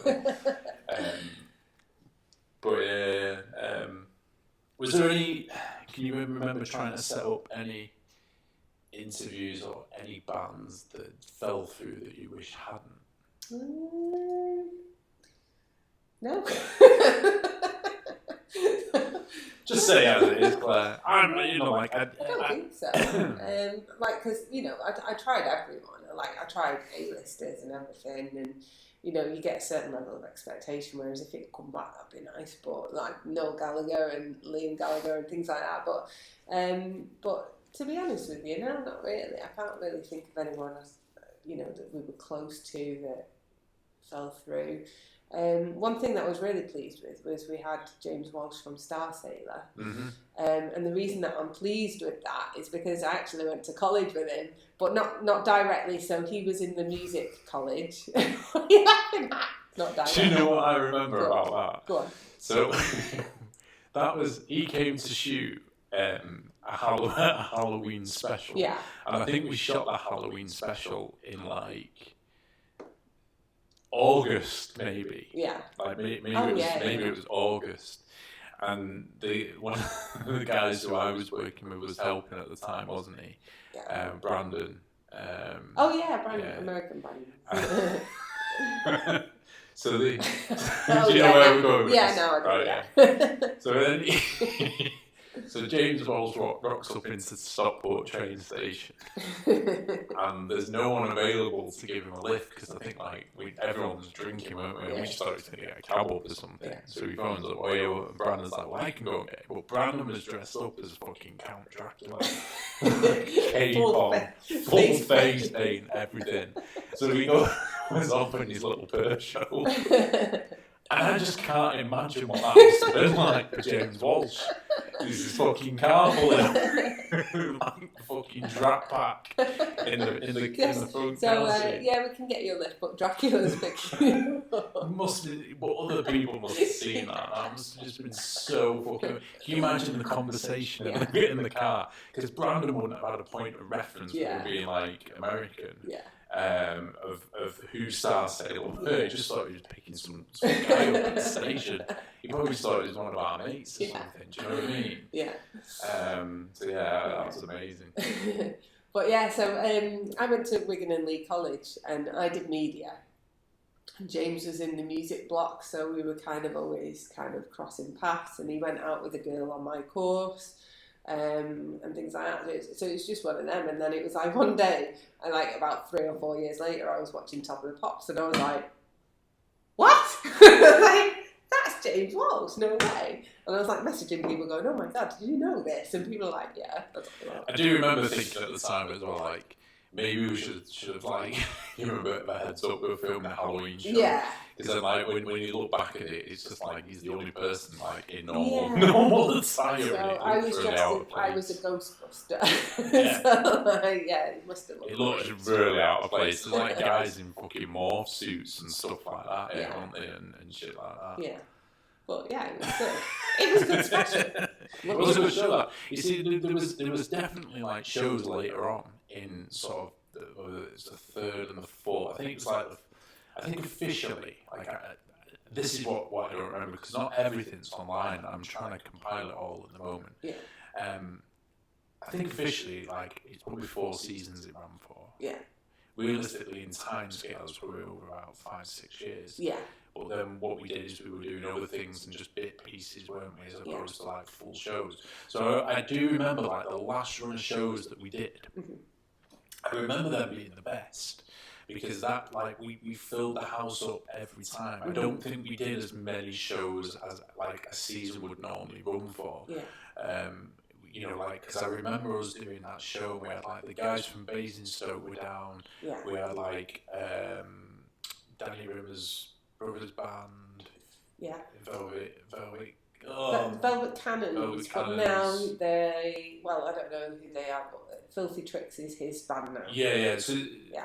but I remember like we just had all these different bands, and then the guys from London turned up, like Noel's band, Oh, yes, Late yes. Yetis and that. And I just remember there was like this real. At that particular point, there was just this real nice mix. Because before that, we could get the bands from fucking Warrington. It just seemed to be this like immense population of bands from Warrington, and I really liked putting them guys on because they had a different sound. Like every band from Manchester to me at that time, because they were all just sort of like trying to Push the Oasis slider in effect. Bored me, like just genuinely bored me. And every time I found a band that was in and went away from Warrington, I was like, fucking hell, we're definitely having them on because they'll be alright, they've got personality, they have a laugh. And in absolutely every single case, that was the case. But what I really liked is we kind of started to have this melting pot where you're getting like people from Basingstoke turning up. You've got like these guys from central London driving down. You know, they literally drove from London, performed, and drove back. Yeah. So that's just crazy. And I'm pretty sure Noel drove back. Yeah. I won't say anything else on that. Crazy, actually. I think he slept all the way back. Yeah. He drank a full bottle of Jack Daniels. But yeah, just at that particular point, that was where I enjoyed it. And for me, it was a good point to kind of draw a line under it there to say that was good run because, you know, the work was still hard. We fell out with another sound engineer who... But then let's mention the good sound engineer that we had at the end was Mike Lau. Yeah. So super reliable, super hardworking. He was like always enthusiastic and always just ready to go. So Mike Lau. He's another guy who got it. Yeah. He understood it. He got it. He put him around people. It gave him. I think he brought Mike some confidence as well. Do you know what I mean? Like, and that was interesting to watch his character grow. Yeah. Because I remember the first time he come in, and he was a bit dithery with stuff in terms of like, because he was super dark. Because I think the first show we might talk was fucking Uncle Frank. I'm pretty sure it was. And so like, oh man, he was bricking it. And it was just like, man, just chill, man. And yeah, so he did it over the time. Yeah. But I just remember that last, because it's so much work. Yeah. And I think we both hit a brick wall at that point, haven't we, in terms of like, can we keep doing this? Because it's just so much work that we're not. It wasn't. I think we did earn YouTube money at one point, like, but we didn't earn a lot of money, and it wasn't really about going out earning money anyway. But you'd find like some of these bands that were just disappearing as quick as they did. It was almost like they formed, come on the show. We'd spend a lot of time and effort sort of putting a video out, and then they'd disband after a while because someone had an argument about someone's girlfriend. Oh, we've seen some arguments, haven't we? What were you thinking of? We've seen bands have fallouts and arguments. So actually, the last season that we did, we obviously moved studios, and we had a studio in Manchester, didn't we? And similar kind of setup, but I think we'd do about 3 or 4 bands in a day, didn't we? We just kind of schedule them. And there was a band, and when they turned up, I think it was the lead singer just was so full of ego that, do you know who I'm talking about? Yeah, you're talking about a band called Full Loco. That's the one. Yes, I knew it began with an F again. Do you know what? I don't think we ever actually put any of that stuff out. I don't think so. I think they're still going, aren't they? I don't know. I hope not. Because he was just always just stopping and starting and stopping and starting, and the band were getting frustrated with him, and they had a big fallout, didn't they? They had a big argument outside. Well, I think my memory of that, right, was I think they were the last band in for the day. Yeah. Right, and we were all about to pack up and go because they were really late. Yeah. Right, and I don't know where they come from. Yeah. I've got a feeling they because the guy was a brummie. Yeah. But I've got a feeling that potentially they were like struggling to find the place or whatever. I don't know the ins and outs of it. But I think we'd pretty much given up waiting for them. Yeah. And we were about to pack up and leave, and then they were outside as we were about to go. So then we kind of like, right, okay. And so we've been tired. And like the cameras that we have at the time, like, you know, they weigh a good sort of 12, 13 pounds. Yeah. And we were just tired and a long day. I think we'd had 3 bands in that day. Yeah. And we were running out of tape as well, I guess. Because we were shooting on tape at that point. Remember, this is like tape, yeah, mini DV. So I just remember like they came in, they started to do the song, and then they fucked up. Then it happened again. Then it happened again. And then it happened again. and it was just, and the song was fucking long. Do you know what I mean? Like it wasn't. And I think one of them had made a cheeky comment like when they come in, like thought that band was going on forever, and they were talking about Velvet Cannons that had just been in and gone. And then they couldn't get it right, and they had a proper full-on wobbly meltdown for each other, didn't they? Yeah. And you know, like I genuinely don't think we actually put any of their stuff. I think I might have put a clip out somewhere. Watch this meltdown. And I kind of felt sorry for him a little bit, but yeah, it just there you got your mention. I got me digging. No, I think you're right. I think it was just like tired and frustrated, and you physically can't. They were really late. Yeah. You know. Yeah. I forgot what we were talking about before. Hours of a podcast. Yeah. Fueled on water. Yeah. I think we had a few.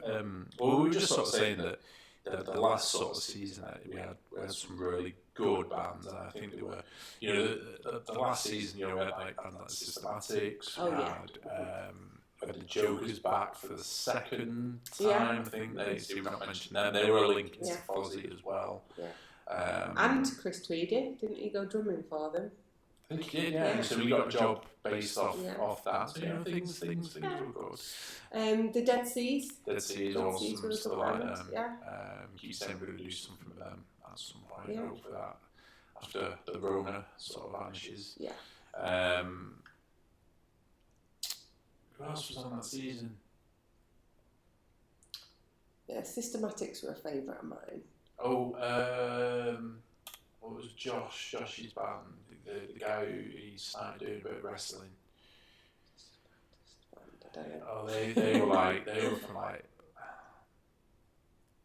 the Cornettes. Oh yeah. Yeah. Who else was on? What was that? Was that sort of drum and bassy sort of band? All that were on the TV show not too long after. What are they called? I don't know, but we had quite a lot of bands in that last season, so it was a lot of fun. If you could take a plural of like every band, right, across every season, yes, who would you say? Can you do top 3 or top 5 favourite if you were pushed? Who are your favourite acts? I think we've covered a lot of it, to be honest with you. Overall, because there's loads of bands we've not mentioned. I know, that's you're putting me under pressure, because you know I'm rubbish. Just testing your memory. I'm rubbish with names. So obviously the 66 are going to be there. They're going to be number 1. Systematics. Very like they're very different because of Roxanne, because she's, you know, I don't think there were many bands with female singers, and she was a bassist as well, wasn't she? So there wasn't a lot. I don't think we had many bands with female singers at the very least. What are you smiling at? Are you thinking of something? But yeah, so I think Systematics were a favourite of mine. Jokers. Jokers were really, really good. Yeah, they were cool. Late Yetis. I did not think you'd mention them. I know, I really like them, again, because I think it's more their personality and their drive. They were amazing. They were my probably my second favourite house band. Yeah. I reckon. Even like Faz on his drum machine. I just think like the whole... There's a great bit in like one of their tunes, and it is on YouTube, this, but it's... There's a bit at the start where Faz is like, yeah, okay. I think and the entire band start pissing themselves, laughing, and do really well to hold it together. Yeah. And that's I think funny. The whole presentation, again, it was another... They were professionals, really, again, because, as I mentioned, they'd driven up from London, they set up everything, they performed, and it was just professionalism and set up, presentation and everything like that. So that's 4. Who's going to be my 5th? I'm not going to say Fozzy, because they didn't perform. You can't really count. No, and they're also in the celebrity bracket. I kind of want to move away from that. And I don't know, Uncle Frank in the celebrity bracket. But again, it's just the way that they rocked up. They were professional, and their songs were amazing. Like playing the ukulele and making beatboxing. Yeah. So I think I would say those 5. But you're looking at me like I've missed someone. No. I was thinking something completely different, which might come on to my next question in a minute. So if I had to choose, so yeah, I mean, you can't not put Rimmer and the Boys at the top. Yeah. Like, so the 66 has to go into number 1. They got it. I think for me, Late 80s was the second. Mm-hmm. I think you're completely right in terms of. I think they came. So imagine this: they drove up from London. So we talked about bands that kind of like come in, don't make eye contact with you, they're awkward, right? Completely the opposite with these guys. Like they came in, it was almost like they were our friends that we'd not seen for 5 years. Yeah. And this is the first time that we met them. I've spoken to Noel like maybe twice over YouTube, I think it was. Because I think it was like I'd pulled it was a friend of mine on Facebook that had mentioned them, and I looked them up, and her mate was the girlfriend of Dave, one of the members. Not just a random dude called Dave, but Dave the band. And so I'd spoken to him a couple of times, and like they just stuck around for ages, and it genuinely was like we were all just fucking top mates. Definitely put Dead Seas in there as well, because I think they were the same. Yeah. I know, and you were a big fan of them. Yeah, because again, they came, it wasn't even the fact they came in and did stuff, it was like, you would ask them to turn up. Like, they came to a shoot, I remember, that we were doing, that we got let down big time by everybody else. They were pretty much the only people that turned up, and they didn't have a problem with it. I think we recorded some stuff with them, and I felt absolutely awful. But they were like a proper Manchester band that didn't annoy me. That sounds really bad, like coming from Manchester, but it was just that ethos that was oh my God! A band's just popped into my head. The Clock Tower. Well, go on. They were amazing as well, right? But I'm not going to put them in there. Yeah. Just because they weren't very personable. Yeah. But they were a great band. Yeah. And the funniest thing that I remember about them, there was a couple of things, right? And I don't know if they're still going on or not. I would like to think that they I've were. looked them up. I don't think they are. I did like them, I liked everything about them because, like, they were just madheads. But again, I thought they were pretty professional. Yeah. But the two main things that stand out about them, they were definitely off the rockers.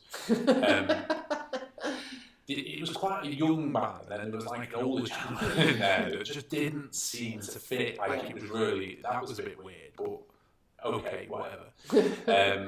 It just looked funny, that's all. Yeah. It was just like from a comedy perspective, nothing else.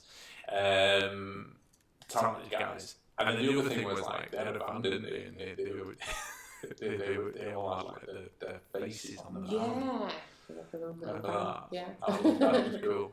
But they were really good, and I liked them. They had a really good sound. But yeah, I don't think I'll put them in top 5. So there were 3. You done 2. You done like 66 Yetis and Dead Seas. Oh, Dead Seas, yeah.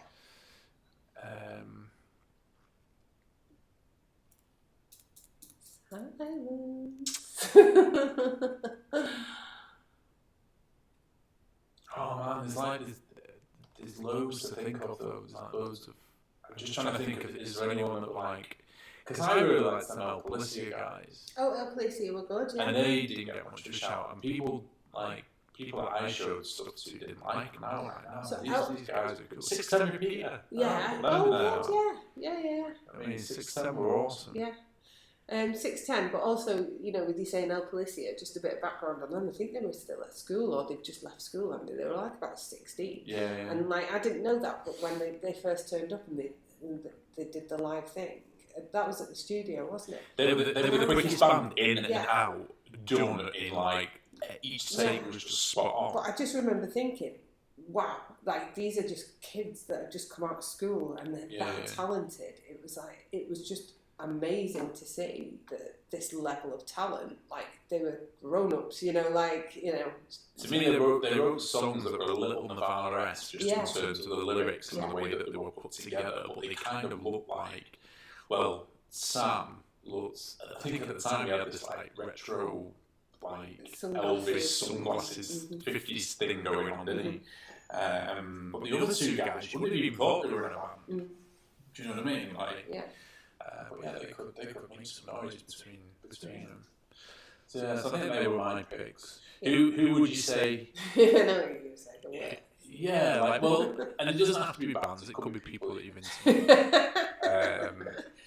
Because, like, you know, there's obviously trash, and it's I'm not going to say, like, there's no only top, your opinion, there's no top 5 or anything like that, do you know what I mean? Yeah, I'm not going to sit here and trash people.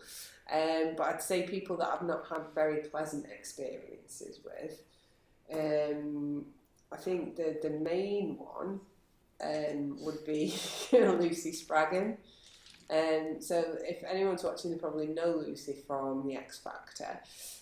But before The X Factor, because of our house, I was a judge on something called Live and Unsigned, which was kind of like a mini X Factor. It was for live bands and live performers.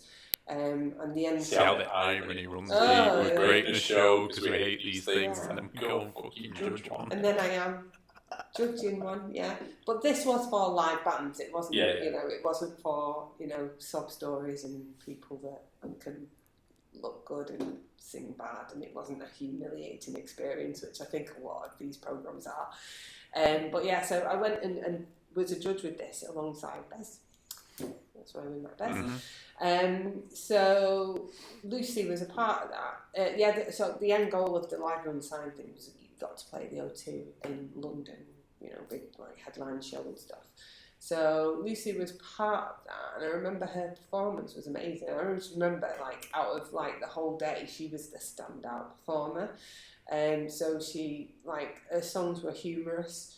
So kind of like, if you think a little bit of Victoria Wood, you know, she used to sit on the piano and make tunes and stuff. She had a guitar, and her songs were like kind of, they stood out because they were funny. You remember the lyrics, they were catchy, and she was just generally had a really nice presence about her on the stage and everything like that. So yeah, she was really good. Put through to the next round, and as a result of that, she came on our house. She did a couple of live performances with us. She did one there, and she did one at Ozfest as well. And interviewed her a couple of times, and she was a pleasant girl, and, you know, she was really nice, and it was one of them. It was like, I should go on X Factor, you, because you're that talented. And then lo and behold, the next year she was on X Factor. So we'd kept in touch, we communicated, messaged a few, you know, and tweeted and things like that. And then X Factor hit, and then boom, shut down. Like, I sent her messages going, oh, just seeing you really, you know, you did really well, blah blah blah. Sent her tweets in terms of like the stuff that we put out. You know, can you drop us a retweet? Can you do this? Can you do that? And she, you know, nothing. I never heard a single thing back from her at all. And it was like, well, X Factor's hit. That's understandable. Do you know what I mean? I don't think you're a knobhead. That's completely understandable. You know, a lot of things they put restrictions on. You know, you might not be able to retweet it because you're part of their brand now or whatever. Fine.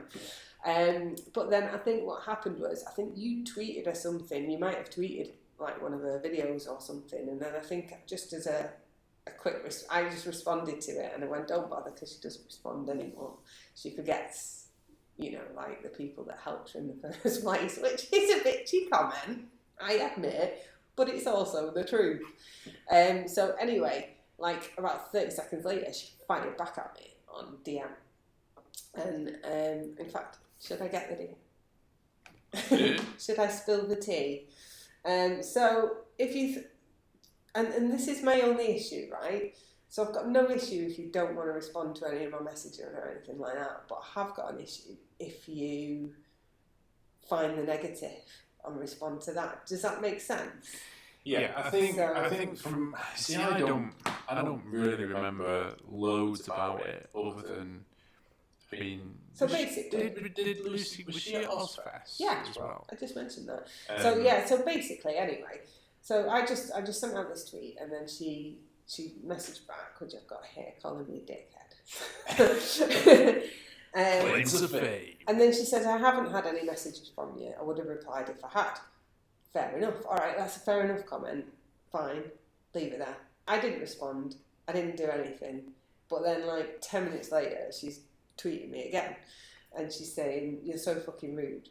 I've got the most hits for your video and for your channel and stuff like that. And it's like, again, right, fine. Do you know what I mean? Like, I didn't reply. I didn't respond and left it. 10 minutes later, she's messaging me again. And she's saying again that I'm looking rude and that she gets 6 tweets a minute so she can't catch everything.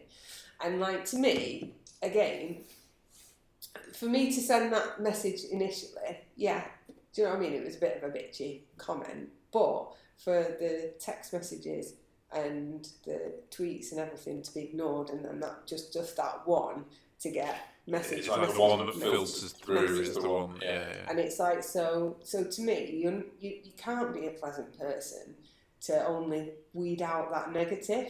And I didn't engage in it, so you know what I mean? Like, I didn't have an argument. I didn't go back and forth and say and I didn't call her any names or anything like that. But it was just like, so it must have gone under her skin a little bit for me to say that. But then it's just message. I just thought, well, you know, so that's kind of like a bad experience I've had off the back of someone that's been on our house. And I don't know if I'm the bad guy here or not, but that's how it is. There's definitely like I said, there's definitely a point of where we just felt we were hitting our heads against a brick wall of trying to do something that was good and positive. Yeah. And kind of getting lots of, and the thing is for the vast, well, we ended up on our terms, which was the right thing, or you know, we left the door open basically, didn't we? And everything that was thrown at us in terms of shit, we managed to get around it. We managed to just, I just got tired of dealing with a lot of bands that was kind of like just didn't know how to perform live and didn't understand kind of. You think you want to be in this.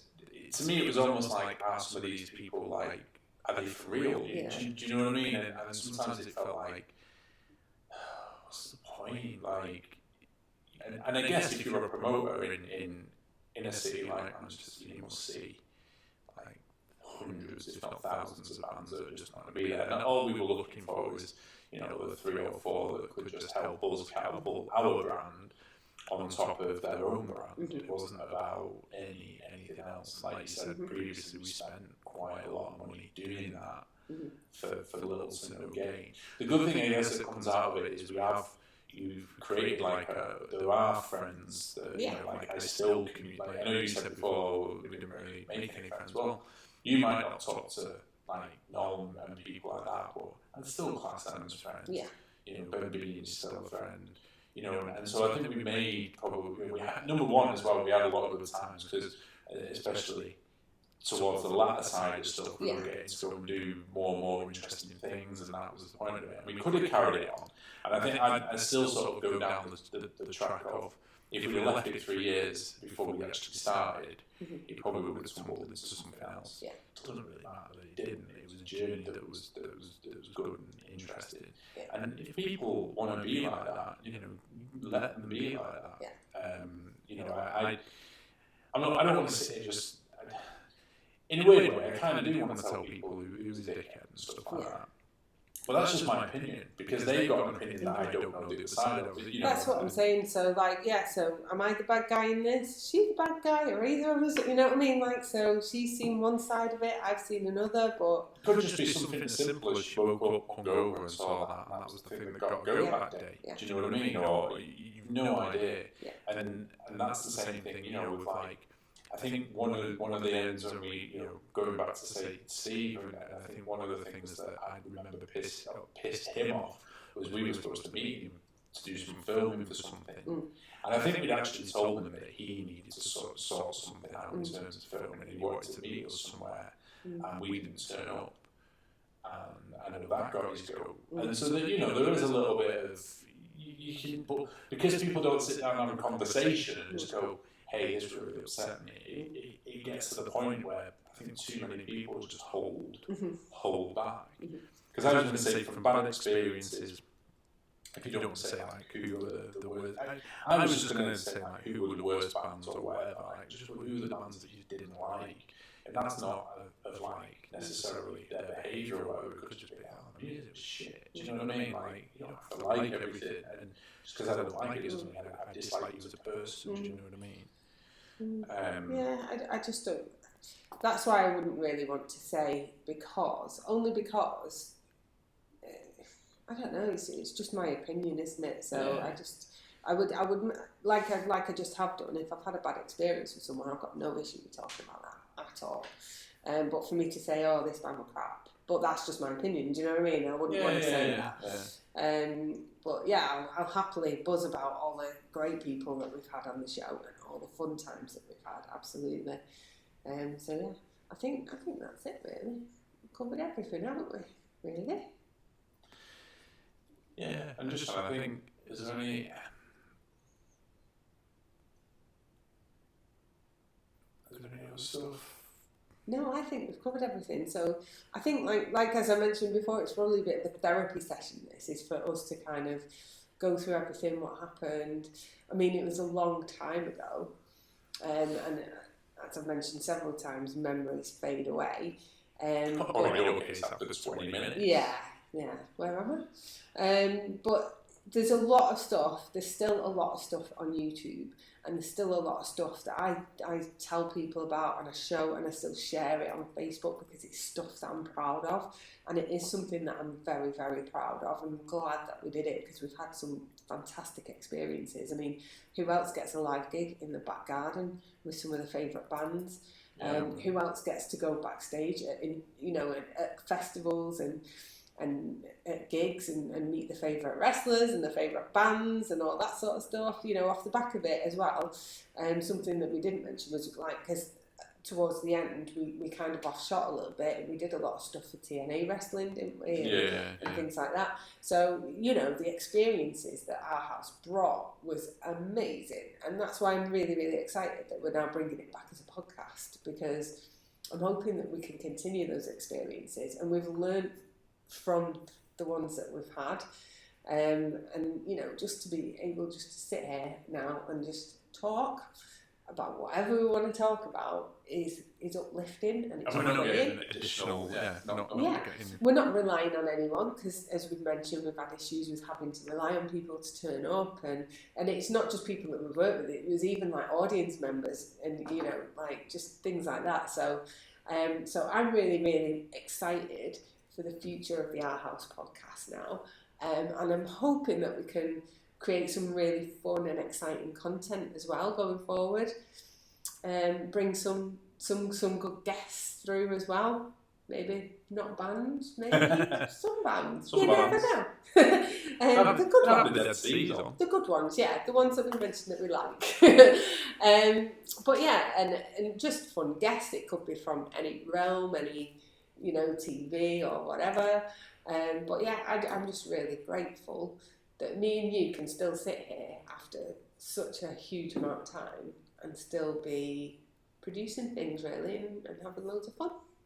Yeah, I think it was important at the time just to take a step away from it, even though that's been probably longer than. But we have been doing other things as well. There was one thing that I did want to mention. It was, I think we said it before, and this was just a spare thought that came into my head. So when we talked about who did potentially we want to get on but didn't actually manage. Oh yes. You said no one. Yeah. I remember the two instances of where we had an opportunity, and for one reason or another it fell through. What? I think I know what one of them is. Is it? Can I say it? Yeah. Is it Matt Miller? It is. Yeah. So I got an agent contact me and say this guy called Matt Miller's playing the Deaf Institute in Manchester, and I was like, never heard of him, can't be bothered. And I said, let's go. And I said, no. I don't know that one. Neither does Alexa, apparently. No, Alexa doesn't know. So yeah, so we had the opportunity. I know that like at the time he wasn't really well known. I think you'd heard of him, hadn't you? Yeah, I was listening to his stuff. And you know what happened. He's no longer with us, which is a shame. And the other one was, again, I think it fell through. It wasn't. This one wasn't anything to do with us. It was something to do with them. But we were half promised Shakira, weren't we? Were we? I don't remember. It was like an acoustic thing somewhere. Oh yeah, it's starting to ring a bell now. Yeah, and then that fell through. That got cancelled for some reason. I can't remember the reason why, but yeah, Shakira. That would have been really interesting. That would have been, yeah. But yeah, I'm really satisfied with everything we did. Yeah. Oh, at the time, you know, Take That was still disbanded, so I think they're the only band that I would really, really want to get on now. Go on this journey, talking about bands and talent getting out there and stuff. We go back to fucking childhood thing, isn't it? It's like meeting your childhood heroes. So. Sometimes they say don't bother. Well, I met Jason. You don't meet Jason, Gary. They're nice. But yeah. I walked into Mark's dressing room one day. You did. Mark coming straight. Yeah, you did, didn't you? I tried. Wouldn't let me. You try. Straight in. He only had his pants on. Yeah, so really great times at our house. Reflect on it now positively. I think at the time it consumed a little bit, but I'm glad we did it. I'm really happy. And this is the future now. Podcasting going forward, bringing you loads of like just fun and maybe even some serious stuff every now and again. It's wide open, you know. Yeah, I mean, we're not used to podcasting in a way, are we? So that's something to sort of press on forward with and you know, have a little dabble with, see where. We did, actually, just for those that don't know, we set up a wrestling podcast called In Ring Pop, and in our first year we won an award, didn't we? Best New Podcast 2016. So hopefully that gives us the credentials to make this an award-winning podcast. Yeah. And there was one other thing I was going to say. Oh yeah, that's what I was going to say. Another thing. And another thing. There's one more thing before we go. I'm sort of training through the archives at the moment, so hopefully we'll get a lot of the old stuff up just on the channel. People can nosy at as when they want, and just drop some feedback. Says if you hated it, says if you loved it. It doesn't really matter. Because it's done. It's not coming back anytime soon, unless you want to give us a big envelope, a lot of cash in it, and we'll do it for real. Yeah. So thank you very much for watching, for listening.